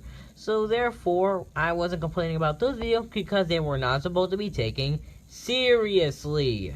It's called putting on a performance to be entertaining. Of course he'd act serious with a theory topic like this. He was a theater major in college. It's called acting. This is something very, very different. So, enough chitter chatter. Let's get on to this one. This is going to be a long entry, so you better grab some popcorn. I can't. MCR took all the cancer-flavored popcorn and Autumn won't share. Also saving this line and some others for later. Done. Oh, and no one, and I mean no one but MatPat, considering he's a freaking idiot, can not forget about the irritating boss bass. Because insulting who you're covering and being completely serious about is an okay thing to do. The story of this movie is that, well, the main villain of the movie is forcing Celebi to destroy the environment. Well, the thing is that Celebi doesn't want to destroy the environment. It wants to help it. So Celebi is forced to do it. So therefore, it's forced to do it. That doesn't mean it wants to do it. The same thing with Mario and Yoshi. Mario doesn't want to abandon Yoshi. It has to. It's forced to by the player. I'm not saying the player is evil. I'm just saying the people who I'm just saying. This isn't a bad comparison per se, but it neatly pads out the video and you could have just said the player and Mario don't want to ditch Yoshi. Also, he said that Mario keeps denying him for bad reasons. No, he's denying him for good reasons. He says that he probably wants Luigi to be safe. Mario probably wants to be safe knowing that Luigi's going to be safe. You want to play with hypotheticals now, do you? Oh boy. Oh, and he also said he's a womanizer, considering because of Pauline and Daisy. Well, that's not the case here. You see, again with the Donkey Kong argument and the DK Jr. argument, doesn't the Pauline from that one look different to this Pauline? You see, this is probably Pauline's daughter, and Pauline and Jumpman must have married a few years ago. So that means Mario and the Mario and the Pauline we know today are brother and sister. You completely missed MatPat shooting himself in the foot. The Jumpman in the original Donkey Kong, as MatPat said earlier, is not the same Mario that we play as today. MatPat claims that the current Mario is Pauline's boyfriend from the original Donkey Kong game, but that can't be the case if it was established early in the video that he's a different Jumpman entirely. GG. They are very, very different. The Asian torture is just, I don't know, African, Asian, I don't know what he said. But I don't mean to be racist or anything, but still. He's comparing that to torture. He's comparing Goomba crushing to torture. They are very, very different. As horrifying as the torture is, you don't explain how it's different. What about it is that people won't get the appeal behind what this video is about. This is what makes this video taken seriously. People are saying that this is fact. And this is not true. It's a theory, not fact.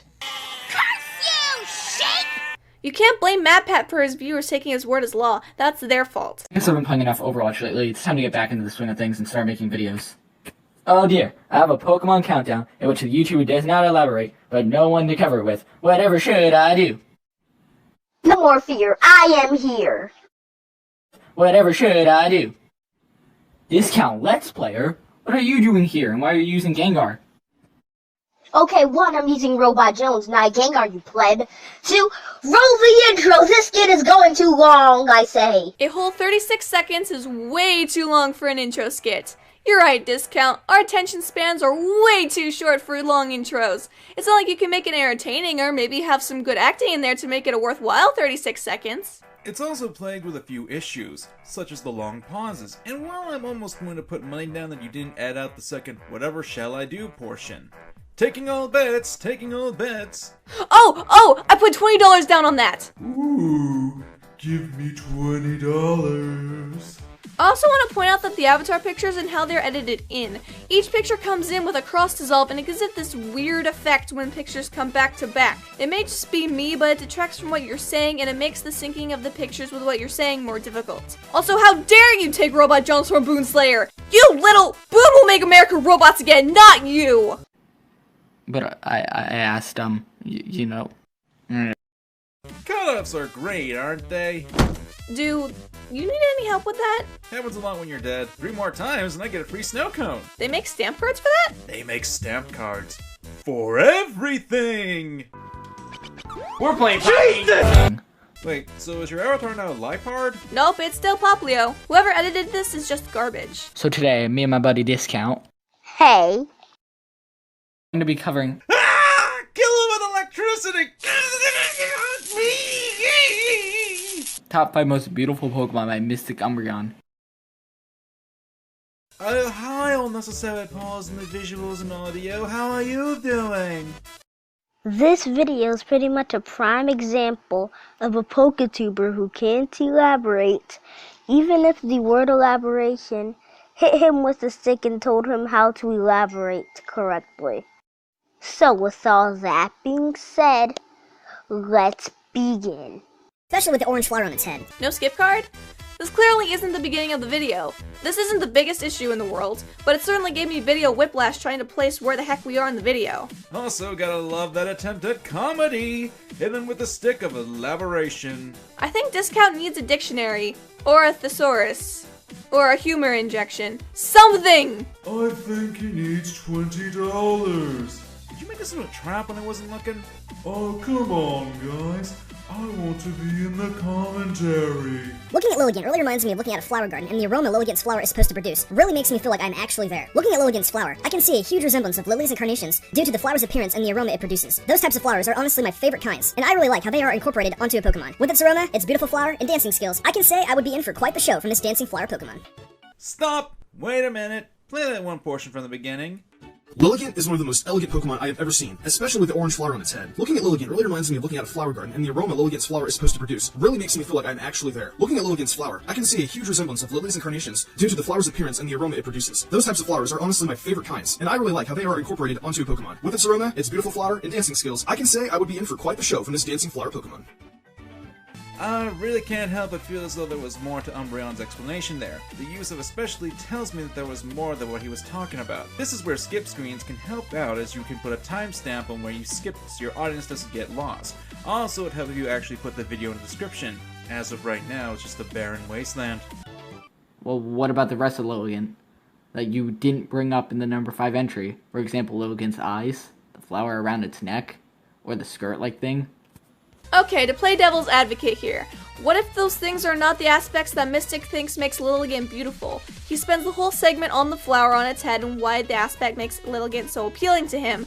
What you're bringing up is saying something like, oh, I love Lexroy's face and it makes it look so intimidating. That's why I think it looks cool.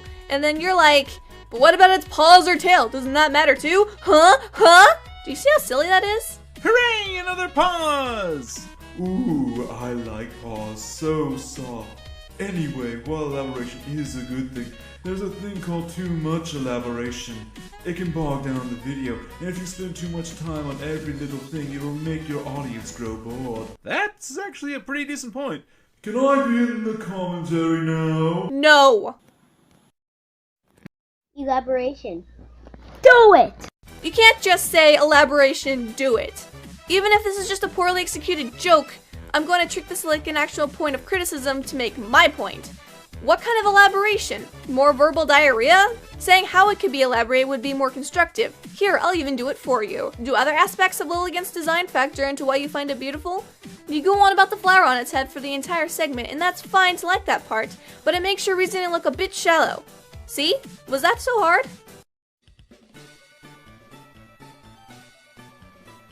This next Pokemon is just pure beauty at its finest. From the moment I saw it emerge from the water, I fell in love with Milotic.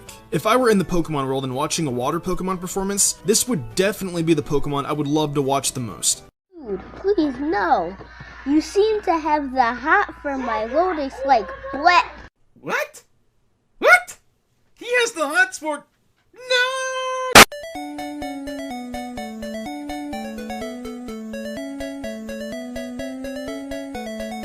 Okay, putting aside the audio issues of me hearing the background noise, you just accused Umbreon of pokophilia. Or is it pokethiality? Whatever. The only reason why you're basing that off of is the he fell in love with Milotic line, which is a common phrase when describing something that people enjoy a concept of. If this was played as a joke, your delivery certainly needs work. Otherwise, yeah, good job, Rust Bucket. You're further disrespecting the robot discount! Give him back! It's a cliche, Milotic is a beautiful Pokemon entry. I didn't see that one coming. Like, at all. Like, I had no clue Milotic would be on this list. In fact, I'm rather shocked, and then... Okay, this doesn't tell me anything about why the segment was bad, so he just picked Milotic. So what? It's a beautiful Pokemon. Why shouldn't he pick it? 'Cause it's been picked before? Last time I checked, cliches are only bad if it's utilized poorly. The one who needs to elaborate is you! Indeed, but can they please stop doing random cutoffs every time they do? Hey guys, sighs. Do you want to play my game? If it's so beautiful, then why is it only number 4 in the top 5 list? Also, use the same footage over and over again. How hard is downloading footage? Did he use the same footage? No, he didn't, at least not in this segment of the video. If he used footage for a segment in another video, then that's up to you to prove. Otherwise, this video alone, no, he hasn't recycled the footage. And as for it being number 4...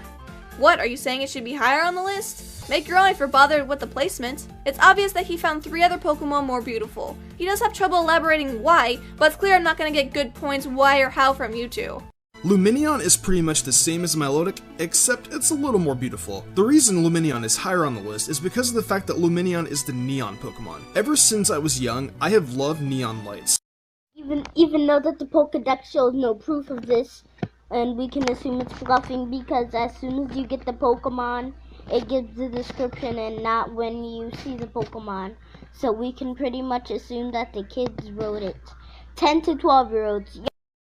Yup, people at those ages are the most credible source ever. Damn it, Gale, look what you did! Okay, first of all, despite what you say, the Pokedex classifies it as the neon Pokemon, and its Pokedex does give hints about it glowing in the water.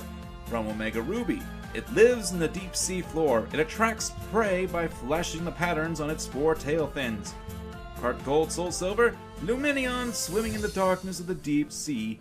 Looks like stars shining in the night sky. You also didn't let him finish speaking. How rude. He continues his point on how he'd love to see it on the ocean floor glowing because of his love for neon lights. For the sake of arguments, if we go by the Dex entry as true, then this reason is completely valid.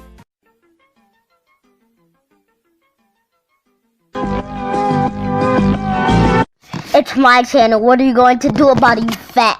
I sensed a popular meme. So you gave up on this being a co-op. I don't know what to say to that. I know, right? That's just weird. If your partner in the co-op is going to leave, then unless it's played for a joke, then you should have just made this into a solo commentary. Isn't that right, partner? Right. Just play along, Brooke. Just play along.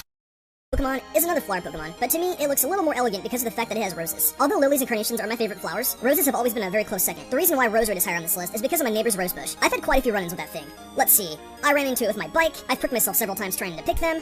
Yeah, not exactly pretty sights. But through all those hardships, I was still able to put a smile on my mom's face every time I brought a rose home to her. Roserade reminds me of all the roses I used to pick for my mom as a kid. Yeah, great. You have experiences with roses. I'm sorry, but how does that make this Pokemon more vividly appealing? If you come with an answer, give me a call, please. Because he was relating to his personal experiences.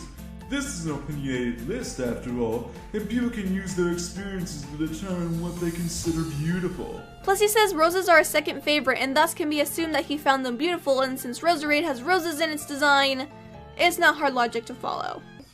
The Pokedex entries, the love, and the shiny coloration just match her too well. Gardevoir's overall appearance as well just reminds me so much of an angel as well. Angels are portrayed as being very beautiful. My mom is like an angel. Gardevoir is like an angel. It's the perfect #1 choice. Well, that pretty much wraps up my top 5 most beautiful Pokemon. All of these Pokemon are very beautiful to me in their own unique ways. Dude, do you realize that the list entry isn't a separate Pokemon? Therefore, breaking your criteria, and you completely ignore this. How could you not see the fact that you just broke your own criteria? It was so obvious. I know it's still technically a Pokemon, but it's not separate from Gardevoir, so you broke your criteria. What? Where'd you even get that notion? He clearly ended the segment and went on to the conclusion / end promotion. Seems like someone wants to play Find the Pages. Also, he broke his criteria. How would your audience know? You didn't include that at all in your video if it was there. And since I had to go look it up, it makes it really hard to trust you. It sounded like he started talking about a 6th Pokemon. Shiny or not, it's still Gardevoir. It's a different variation, of course, but it's still the same Pokemon. He doesn't even have any criteria other than it being his opinion. Final thoughts, learn to explain. This countdown's main problem was that you didn't explain why you felt these things. That's why me and Tiptoe decided to cover this video. Oh, hi there, Doodle. What are you doing here? Seriously, why did you change the avatars? Because he could? Oh well.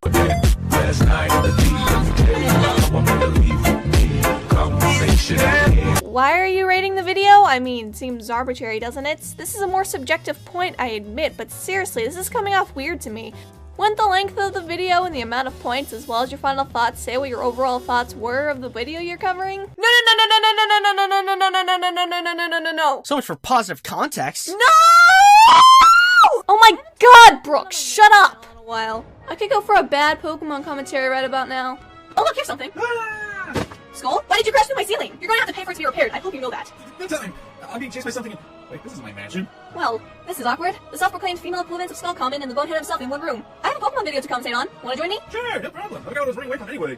Hey guys. Alright, so that time code was for how long this intro skit is. It's a mere 35 seconds long. And you complain about this in discounts intro. Pure hypocrisy? I don't know. But anyways, why are you complaining about discounts opening skit when you have one that's exactly the same length? Just a few nanoseconds off. This is gonna be a big issue for many commentators. Long intros equal annoying. I should ask, why are you complaining about discounts intro when yours is almost the same exact length? Long intro skips mean that your commentary could gain a lower attention span for viewers, while shorter intros just get straight to the point. Like ours. Seriously, fact hunting is the best. Commentators should do it more. So much to go through. Alright, first off, since this is more apparent, you repeat yourself. Literally, Blasty will say a point, then Mew will repeat the exact same point. Along with your slow speaking, it makes it incredibly difficult to sit through. Seriously, this 20-minute video feels like it's 40. Not only that, I'm going to argue with this whole length thing. It all comes down to pacing. Length should not matter as long as it doesn't feel like it's taking forever and a half to move along. Now, if you prefer shorter intro skits, that's fine in your preference. But you were only getting onto us for time alone. You didn't mention any other problems it could have had. Our acting is something you could have brought up. I'm kind of flat and Manga sounds like he's trying not to peek the mic. But nah, arbitrary length is the most important thing, ever. If Manga and I are somehow hypocrites, that doesn't even make us inherently wrong. Oh, and fun fact, you, and the others that covered your video, took my sarcasm seriously. This isn't even taking into account the fact that you're trying to cover points we make preemptively because I don't mention the length sarcastically until I play their intro skit. We also went into detail about the different aspects on why this intro skit was bad, not just length alone. You just played the intro skit and not the actual argument of us tearing apart his intro. You jumped the gun, got shot, sent to the hospital, and I'm not paying for that. Thanks for playing off Overwatch lately. It's time to get back into the swing of things and start making videos. Oh dear, I have a Pokemon countdown, which the YouTube does not elaborate, but no one to cover with. Whatever should I do? No more fear, I am here. Whatever should I do? Discount Let's Player? What are you doing here? Why are you using Gengar? Okay, 1, I'm using Robot Jones, my Gengar fled. 2, roll the intro, this skit is going too long, I say. It whole 36 seconds is way too long for an intro skit. You're right, Discount. Our attention spans are way too short for long intros. It's not like you can make it entertaining or maybe have some good acting in there to make it a worthwhile 36 seconds. It's also playing with a few issues, such as the long pauses. And while I almost want to put mine down that you didn't add up the second whatever shall I do portion. That feeling when somebody states a quit that you just talked about. Hey, last time, didn't this happen last time in your Nintendo Guide commentary? Yeah. Wait, what's in your hand? This thing has to be that. I need to throw at Caitlin. And maybe Brooke. I don't know. Who should I throw it at? Why not both? Okay. Hooray for painfulness! Sorry, I think you guys need to go to the hospital. Whoopsie daisy, gunsy runs. Okay, first off, no. Manga and I tackled different parts of their intro. I went on to about the acting, my sarcastic tone, and Manga pointed out the bad editing. These aren't the same thing. I'll concede that maybe my vague wording of do something to make it a worthwhile 36 seconds could be considered with editing. With how I started my interjection, you'll have to do a lot of mental gymnastics to try and get to the point where Manga and I were repeating ourselves. That joke you made was also poorly done. The keyframing was janky and slow, and our avatar images just kind of stayed there without any impact whatsoever, and being hit with a ball wouldn't send us to the hospital. Unless it was filled with, like, bricks or something. I want to die. Can I just die? Oh, I put $20 down on that. Ooh, give me $20. I also want to point out that the avatar pictures and how they're edited in. Each picture comes in with a cross dissolve and it gives it this weird effect when pictures come back to back. Brooke, how do you even know this is a problem with his editor? Do you even know what editor he uses? I'm gonna leave you to this. Look, I don't understand why you assume stuff. I mean, I like when people assume stuff, but in a stupid manner like this, I hate it. Moving on, please don't skip cards. Alright, while I could have done something to show that whoever edited this didn't have to use the cross dissolves in their editor, the thing that tipped me off was the giant Kind Master watermark in the corner of one of the images, leading me to think that I automatically knew which editor it was. Now, I did contact Discount, and the editor that was used was PowerDirect Mobile, and here's a video that was edited on said program.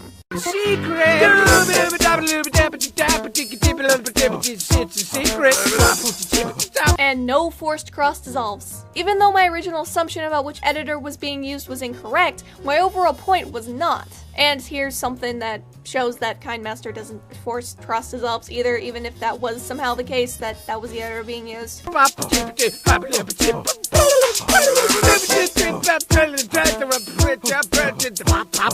Also, real quick, you're playing music while the original video has music. It creates garbled noise, dude. So today, me and my buddy Discount. Hey. I'm gonna be covering. Kill him with electricity!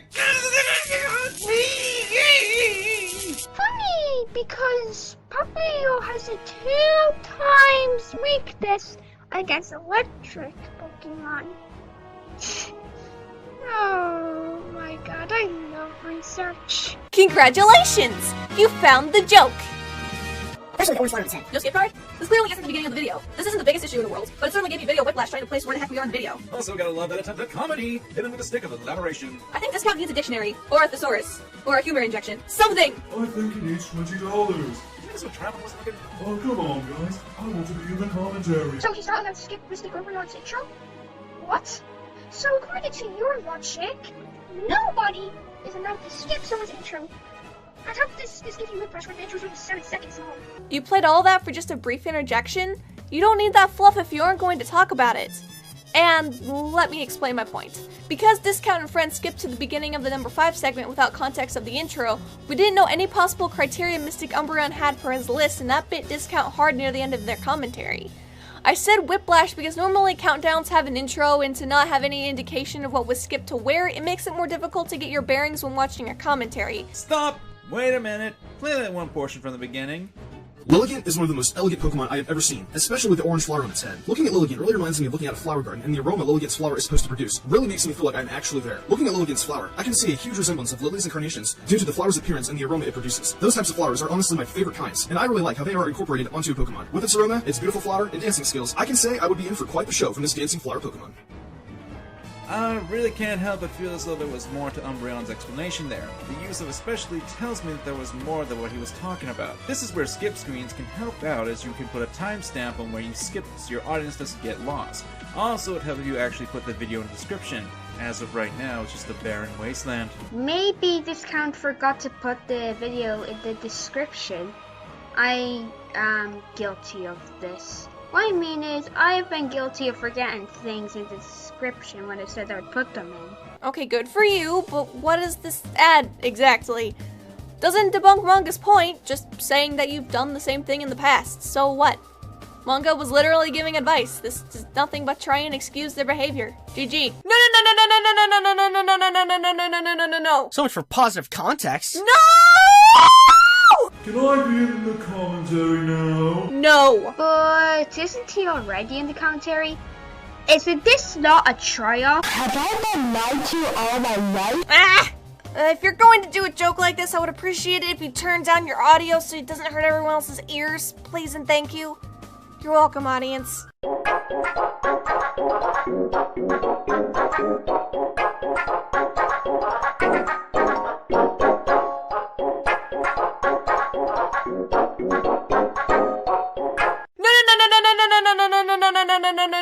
No. So much for positive context. No! Saying how it could be elaborated would be more constructive. Here, I'll even do it for you. If I remember correctly, you said this a couple of seconds ago. Here, let me replay it. You can't just say elaboration, do it. You can't just release your joke. I'm going to treat this like actual point criticism to make my point. You know what? For this very long point I'm about to make, I'm gonna head into Discord mode. Please allow me to introduce my stock photo card. I got it from the internet. If you Google images. Anyways, I can hop into this baby. So, let's hop in, I guess. So the first thing I want to bring up is the fact that you say that you want to do Discount's job, but then you remember, if you remember the most part, that you pretty much said that, well, let's just put together. You actually said that you cannot say elaboration through it. Sure, this may seem invalid to some, but hey, I'm joined right here, so I know I have enough time to really focus on my words right here. So please excuse me. Oh, just please excuse me. Excuse me, please. Excuse me. So, while I'm joining, I'm just going to say this now. Before you say something, think to yourself, is this an actual good point? Because it's going to hurt you really, really badly later on in the video. Because, in this case, you hurt yourself in the bum a few seconds after. You know it's bad when you do it as soon as you did, so... This happened in the Nintendo commentary. Oops. I didn't bite myself in the bud, like, at all. My point, which you didn't seem to understand, was that you can't be super vague when asking for elaboration. I went on to say how he could have gone about it with me saying, here, let me do it for you, as an example of how you should do it. If you need to ask for elaboration, it's better that you are specific, otherwise it's literally not that helpful at all. Also, I know it probably wasn't your intention, but the way you've been giving advice throughout this commentary is really condescending. Like, holy crap, dude, I'm at the very least 5 to 7 years older than you. Please don't treat me like I'm 5. No. So much for positive context. No!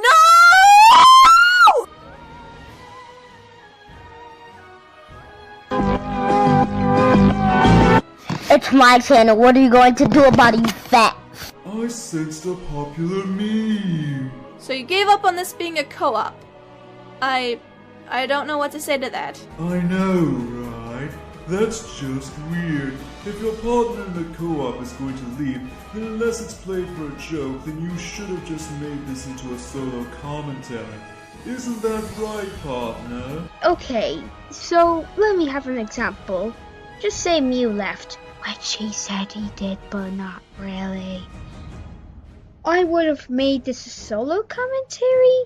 Hell nah, he would have been here for half of the video.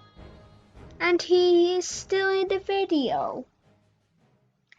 I don't exactly know what happened here, but why are you telling Discount that he has to make this a solo commentary? It just seems redundant to me. Well, to get onto manga here, technically Discount made a joke about it, but it was poorly executed with the poor timing of when they started to speak. And Blasty, your interjection was rather pointless aside from your question. It was suggested that Discount make it a solo because their partner left in the middle for seemingly no reason, making us ask why he was even there to begin with. We weren't saying that you couldn't do that, just suggesting either a way to make it work or to avoid it altogether with either of the options that we brought up. Right. Just play along, Brooke. Just play along. Pokemon is another flower Pokemon, but to me, it looks a little more elegant because of the fact that it has roses. Although lilies and carnations are my favorite flowers, roses have always been a very close second. The reason why Rosewood is higher on this list is because of my neighbor's rosebush. I've had quite a few run-ins with that thing. Let's see. I ran into it with my bike, I've pricked myself several times trying to pick them. Yeah, not exactly pretty sights, but through all those hardships, I was still able to put a smile on my mom's face every time I brought a rose home to her. Rosewood reminds me of all the roses I used to pick for my mom as a kid. Yeah, great. You have experiences with roses. I'm sorry, but how did that make this Pokemon more vividly appealing? If you come up with an answer, give me a call, please. Because he was relating to his personal experiences. This is a creative list, after all. If you can use their experiences to determine what they consider beautiful. Plus he says roses are our second favorite, and thus can be assumed that he found them beautiful, and since Roserade has roses in its design, it's not hard logic to follow. I don't give two single poos about the reasoning of why Mystic chose Roserade as a beautiful Pokemon. Personally, I find it a little bit pointless, to be honest. I agree with Discount. Fight me. Now the thing here is, your point is kinda invalid. The problem with this point is, it's not really countering anything that Discount said that much. And now, I present to you a true example of the famous thing everybody knows about. Take it away, you. Roses are red, you look at blue, violets are purple, not freaking blue.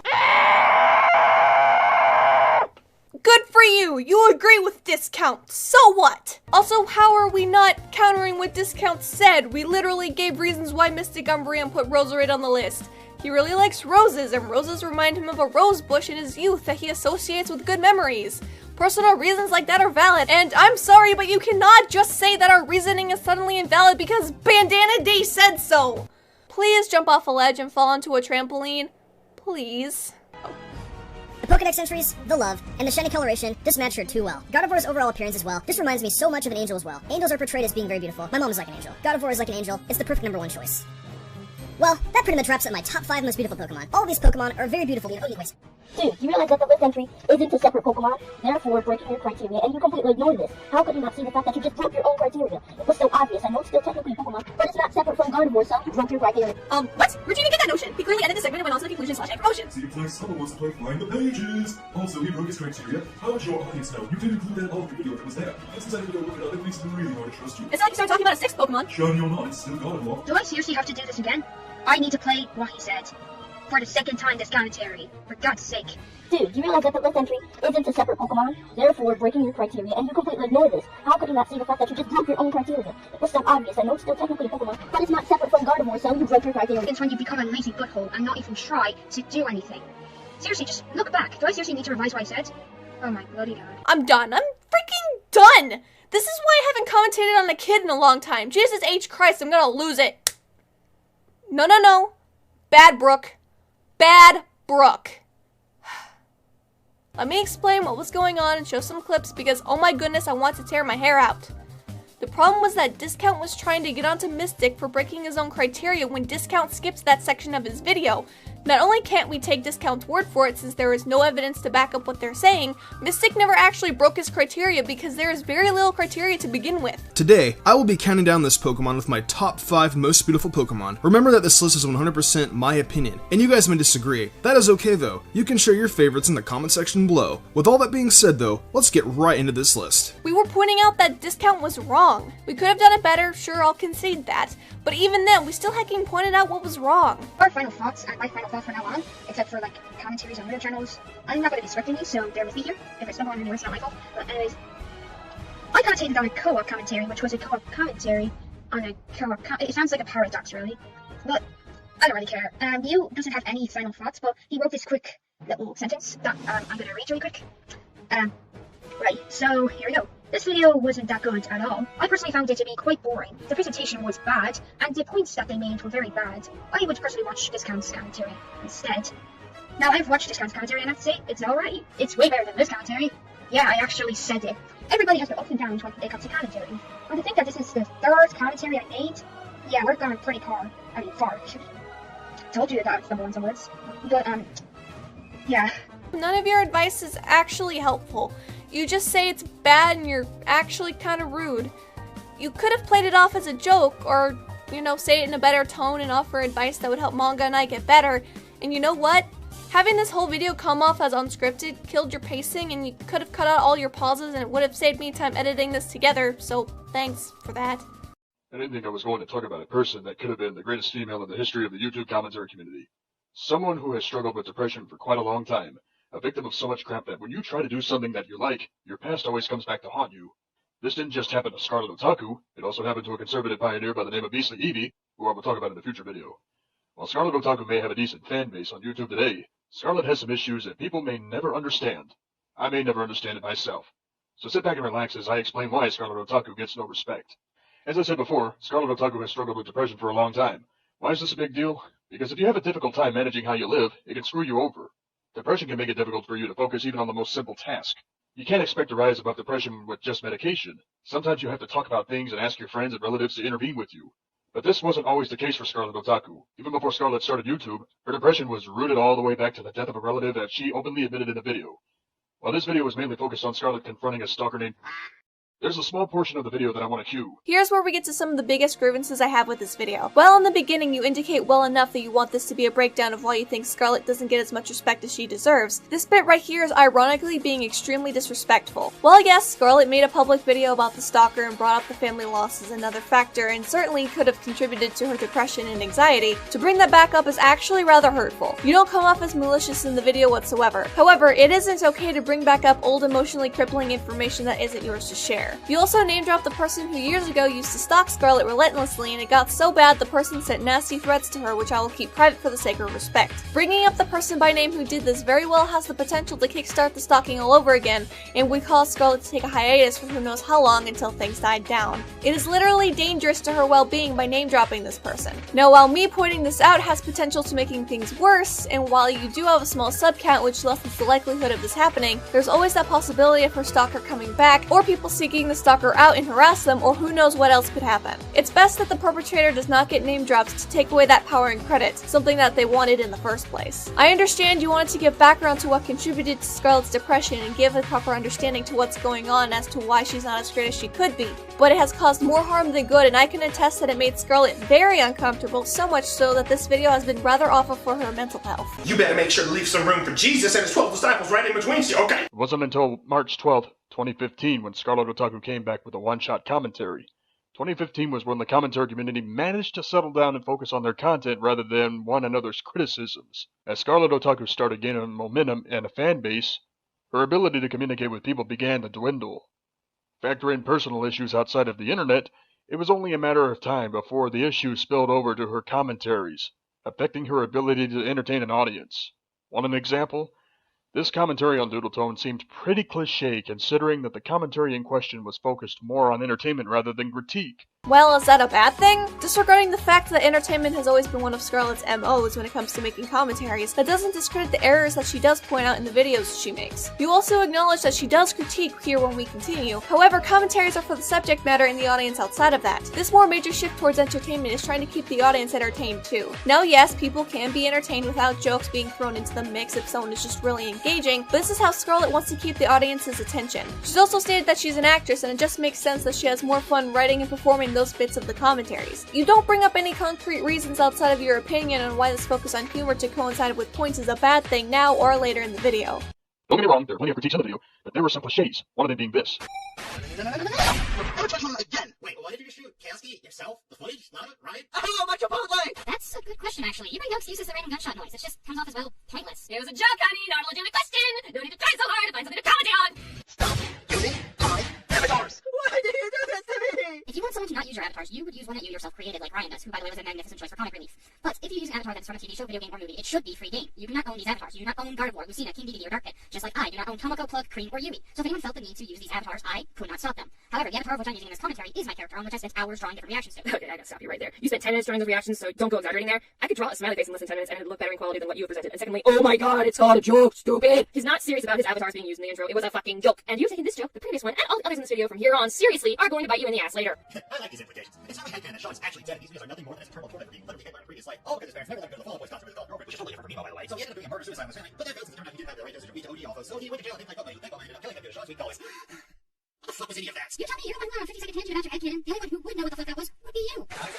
It was a joke, honey. And by the way, what was it that you said about fears being subjective? And by that logic, can't we say the same about this? Random can be funny if done correctly. Oh my god, you unfunny nerd ass. When you use this cliche time after time instead of using sarcasm to improve the entertainment quality, you know your commentary isn't really that good. Okay, first off, wanting Scarlet to use sarcasm instead is subjective, and doesn't help Scarlet much. Unless you meant something like, Scarlet, when you use sarcasm it comes off much better than these clips I showed and it works better for your style, but I don't get that implication. Second, I'm so confused. What cliche are you talking about? The use of media clips? The insult/potshot-esque jokes? The fact that she brought it up 3 times? This isn't clear in the slightest, and there are numerous different cliches that Scarlet uses in these clips. I have no idea what you mean. I suppose I should go over all 3 just to cover my bases. The use of media clips. Normally this is criticized because people use media clips to speak for them and they don't elaborate on it, or it's just their joke without doing anything interesting with it. Scarlet used the clip and then went on to state further that Doodle took the joke too seriously. Now I kind of agree with the pot-shot/insult thing, as with Scarlet's jab at Doodle made me uncomfortable, but to be fair in Scarlet's case, in later commentaries they are a lot less direct and more played for humor as opposed to this being a direct fire insult. I'm not sure if I can properly argue against the repeating yourself 3 times bit. I personally subscribe to the 8363 MCR rule of saying it 3 times max in a commentary, otherwise it starts getting repetitive. Scarlet did say it in a manner each time when it was brought up in the clip she showed, so yeah, this is more a subjective point, I fully admit that, so I'm willing to let this one be at an impasse of differing opinions. But why use Scarlet's older content that doesn't reflect who she is now? I get it if it's supposed to show what she has done in the past going through a timeline, but this is very unclear. A quick post Brooke to add in something Scarlet noticed after I put a rough edit of this video together. You assume that you know how Scarlet is since she came back. When you don't talk to her, you don't seem to be an avid watcher of her content, and you certainly don't know the extent of her personal life. She has become much better at communicating, and I can attest that she can be very talkative and interacts with her viewer base the best she can. Wait, what if you meant hitting doodle tones as a target? Is that a cliche at this point? Perhaps Scarlet realized that something wasn't right about the video, and it ties in with Scarlet Otaku's depression. Now like I said, Scarlet is not a very social person, and for good reason. The following I'm about to show you is a twitlonger regarding Scarlet's personal struggles. This is for the whole world to read, so link will be in the description.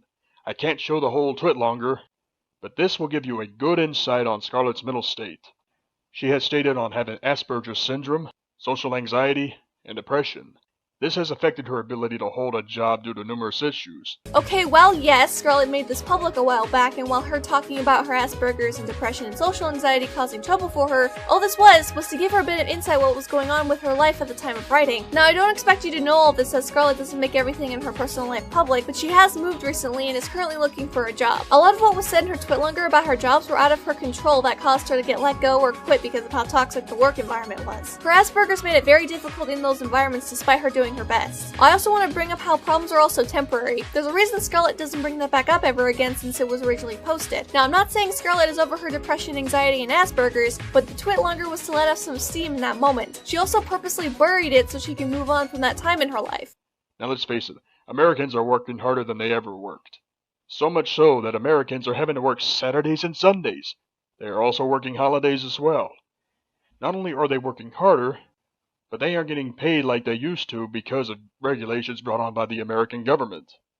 Borg isn't wrong here. Ever since the 1970s, the wages and inflation began to develop a gap. Now, inflation is when prices of goods rise and the value of the dollar falls. In an economy, a steady level of inflation is a good thing. However, because the wages did not match the level of inflation, it continued to get worse. People nowadays are making less money than they did before the 1970s when taking into account inflation. Now that this history lesson is done, I just have one question.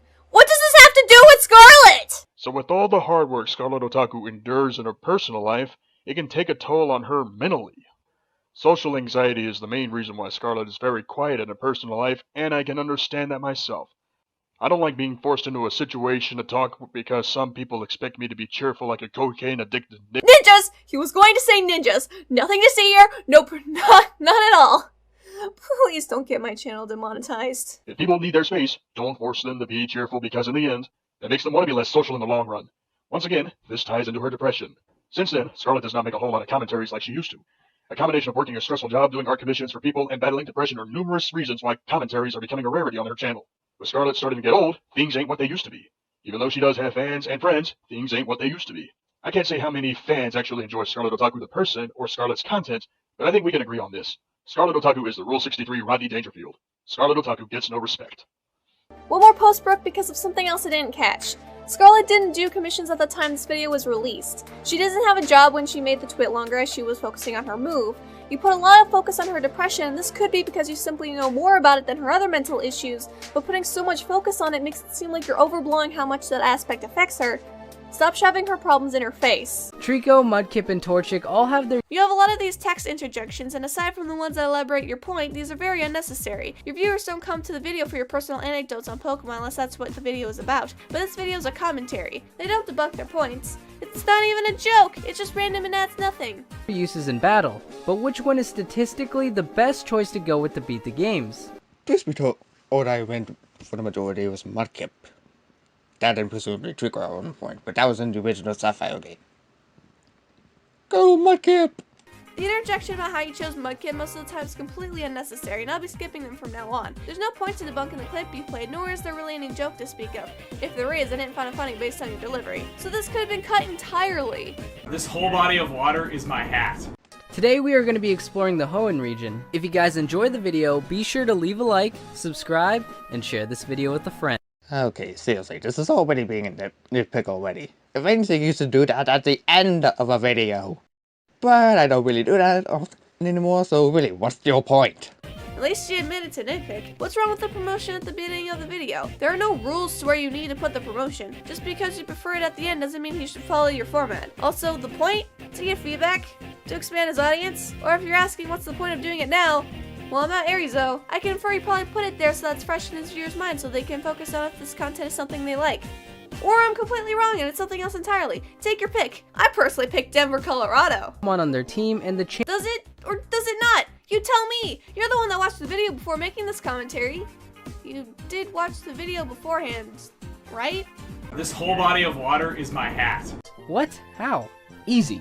Mudkip only helps with Roxanne, Watson, Flannery, and Tate and Liza. Other than that, he pretty much goes even with the rest of the gym leaders, with the exception of Wallace, who would give him some trouble. From what I think, you guys just missed the gym leader right out of the freaking blue. Seeing as Swampert can learn Ice Beam at any time, the only real problem that is going to be a problem in Winona's gym is a Pelipper and Skarmory. Other than that, a Swablu, Torpeus, and Altaria are going to go down pretty easy with that Ice Beam. Just saying. You mentioned the Emerald Tutor to help with the gym leaders, but the problem with that is that the tutors you speak of are only at the battle frontier, and that is a post-game only activity. Speaking of, in order to trade with Fire Red and Leaf Green, the Gen 1 remakes in question, you need to have the National Dex. In order to get the National Dex, you have to get into the Hall of Fame. If you have already completed, then it's not much of an issue, but if you really want those tutors and you haven't beaten Fire Red or Leaf Green, good luck with that. It's completely useless to Emerald players too because you can't trade with those games until you get into the Hall of Fame, aka after you've already beaten the Elite Four. Emerald Tutor is useless and Fire Red and Leaf Green are only useful to Ruby and Sapphire. Good luck with that cheating device, I hope it serves you well. Well, that's true. Plus, most of the Elite Four gives him a few problems too. Sydney has a few grass Pokemon, Glacia has a few water Pokemon, and Drake, well, he has dragons. Dragons are OP. Again, referring to my point with Ice Beam. Swampert can use Ice Beam on the grass types, and specifically, he can use Ice Beam on the dragon types. Not to mention the fact that he has Hammer Arm, which he can learn, he can use that against the ice types. Seriously, that's not cherry picking. I don't know what is. While you're not wrong with your information, there's still an issue. My problem stems from how much information you're bombarding us with on screen with your annotations. With how little of time they are on screen, I have to pause to read it, and when I unpause, if I want your entire thought to flow coherently, I have to rewind a bit. If you have that much information you want to share to help your point, at that point, I recommend adding it to your script and recording those as lines. Annotations shouldn't be used as a second person. It's a little something extra. Or if that doesn't work, make it last longer. Even as a fast reader, I couldn't get everything in one go. This whole body of water is my hat. Besides that, it goes even with Brawley and Watson, resists Flannery, and does really well against Norman. Also, does really good against most of Steven's Pokemon. Wait, you just agreed with what he was saying. You couldn't just add to his point. F minus minus, see me after class. This whole body of water is my hat. But by the time you encounter those gyms, your team should be well diverse at that point to handle Blaziken's weaknesses. Although Blaziken has the most weaknesses, we felt that it makes up for that by having the most strengths. Again, alternatives. And like I said, Tropius and Skarmory are screwed against Blaziken. Most preferably Tropius as well, because he gets screwed over by a quad Ice Beam. But then again, you guys haven't even mentioned move stats in the whole video. You just missed the fact that they said that you'd have other Pokemon to cover Blaziken's weaknesses, when you'd have other Pokemon to cover the weaknesses if you had picked the other starters too. I know you pointed out earlier in the video how the starters would get by if you had the other Pokemon, but instead of pointing out that huge flaw in their argument here where it would fit better, you focus on Tropius and Skarmory. Go eat deodorant because you stink. Well, it's Friday. What are you guys gonna do this weekend? Are you going to see Suicide Squad? I heard it's pretty f***ing awful, I guess to put it lightly. I haven't seen it. If you have seen it, leave me a comment. Was it good or bad? I'm probably going to be going to see it in a few days here, and yeah. This is literally just padding. This isn't a vlog. It's a video about 5 forgotten Nickelodeon cartoons. Get on with it.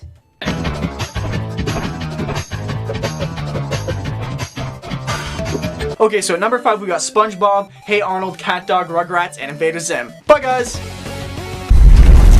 That joke was poorly paced. If you're going to do a triggered joke with the keyframes and shaking around, you probably should have made yourself move much more sporadically and at a faster speed, because with what you do put in, it feels too slow for the joke to pack a punch. What is wrong with me? But no, here we go. Actually getting into it now. At number 5 we have Mr. Meaty. We aren't even a second into this entry and there's already a problem. I'll give you guys a second at home to figure it out. Figure it out yet? For the ones who didn't get it, it's that Mr. Meaty is not a cartoon. It's a puppet-based show like The Muppets or Sesame Street, aka not animated. You can't put a not cartoon on a list of forgotten cartoons. I guess you can make an argument that the characters look very cartoon-like, but that's not the medium Mr. Meaty is in. Going by the definition of cartoon, it does not fit. Mr. Meaty is a show I really don't know where to put on my channel. Is it live action? Is it a cartoon? Well, honestly, it's kind of like neither of both. It's just if you yourself don't know if it classifies as a cartoon, don't put it on the list.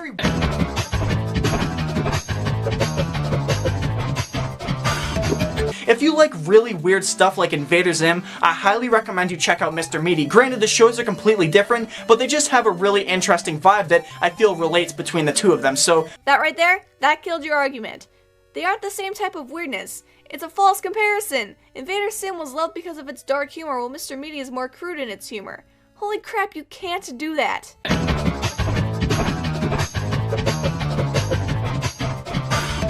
Okay, so now moving on to number 3, we have El Tigre, and this is a show that no one, literally no one ever seems to talk about. I know there's gonna be that one guy in the comments that's like, I remember the show, it was my favorite. Justin, you're stupid. Thanks. I remembered this show. Justin, you're stupid. But on to why this is an actually bad segment. You contradict yourself. Well, make room, Serpo, we have another person who needs amputation. While we currently haven't gotten to it yet, you joke about people remembering the show, then at the end of the segment you ask if they remembered the show. That just makes my brain spin. But no, El Tigre is a show that I remember actually being really decent, other than the fact that I feel like it's kind of like subtly racist in a few ways, I guess. It just has weird undertones of being like over stereotypical. Have you guys ever played the game Guacamelee? It's kind of like that. Please correct me if I'm wrong, but unless you're Mexican, I don't think you have a right to say if something is racist or not. This is a touchy subject for sure, and I don't claim to be an expert. Isn't it possible that they use the stereotypes to go over the top and be satirical about it? Last time I checked, it was a comedy-based show to begin with, and the creators are Mexican. And when I asked around, George Raccoon told me it wasn't. So... there's also the fact that you can't poke fun at things in your own culture, and the Guacamelee comparison irks me the wrong way as well, because if you played the game, it clearly draws inspiration from Mexican culture and folklore. And if El Tigre is the same way, then it's not really racist now, is it? Don't go making assertions on something you have no knowledge about. If you can look past that, it really wasn't the worst show. There were much worse things you could watch on Nickelodeon at the time, and back in the day, looking back at it, El Tigre wasn't really a bad show, and it actually stuck around for a little bit, but it just really is kind of forgotten, I feel. No one really talks about it. It had a really successful run, I guess you could say, compared to a lot of the other shows on this list, but other than that, everyone's just like... yeah, what was that? It was treated better than other shows and had a successful run. If you mean it was allowed to end without being forced to turn out seasons like Fairly Odd Parents or SpongeBob, I agree with you. If you mean I got a few seasons, that's wrong. It only ran for one season of 26 episodes, and compared to Back in the Barnyard, which got 2 seasons of 52 episodes. But I don't know what you mean. Do you know what you mean? Does Santa know what you mean? Does Teddy know what you mean? What? So, do you remember El Tigre? Leave me a comment, let me know. Okay, so number 2 on my list is Tak and the Power of Juju, a show I've talked about here on the channel before, and this show no one ever seems to remember, and a lot of people, when I actually initially talked about this here on my channel, didn't even know it was a TV show. Wait, how much research did you actually do when it comes to people forgetting about these shows? Because a later line tells me you only looked at your comment section, and last time I checked, that's not a good resource. Do we need to put you in Research 100? Get Get this man a desk and a laptop. I need to teach him a thing or two.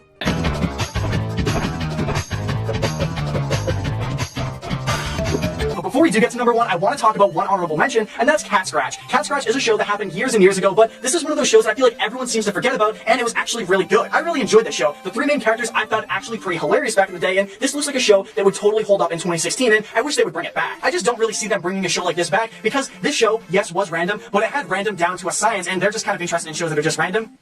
For the sake of being random. I really enjoyed Cat Scratch. I thought it was a fun little cute show, but I really don't think a lot of people talk about this one, and when they do talk about it, it is so few and far between, and it's kind of sad because it was really great. Do you remember Cat Scratch? Let me know. You know, when people have honorable mentions in their lists, it's usually a brief segment talking about it, but you go on and give about as much detail as you do with the other segments, so this could have been an entire entry in and of itself. The title is a misnomer. It's really 6 forgotten cartoons. How dare you lie to me, Justin? Okay, so going over to number 1, we have a show I have literally never seen a comment for on any of my videos. Not a single comment. Not one. There it is. There's the line that makes me question how much research you did when putting this list together. Looking at your comments section is not a good research source.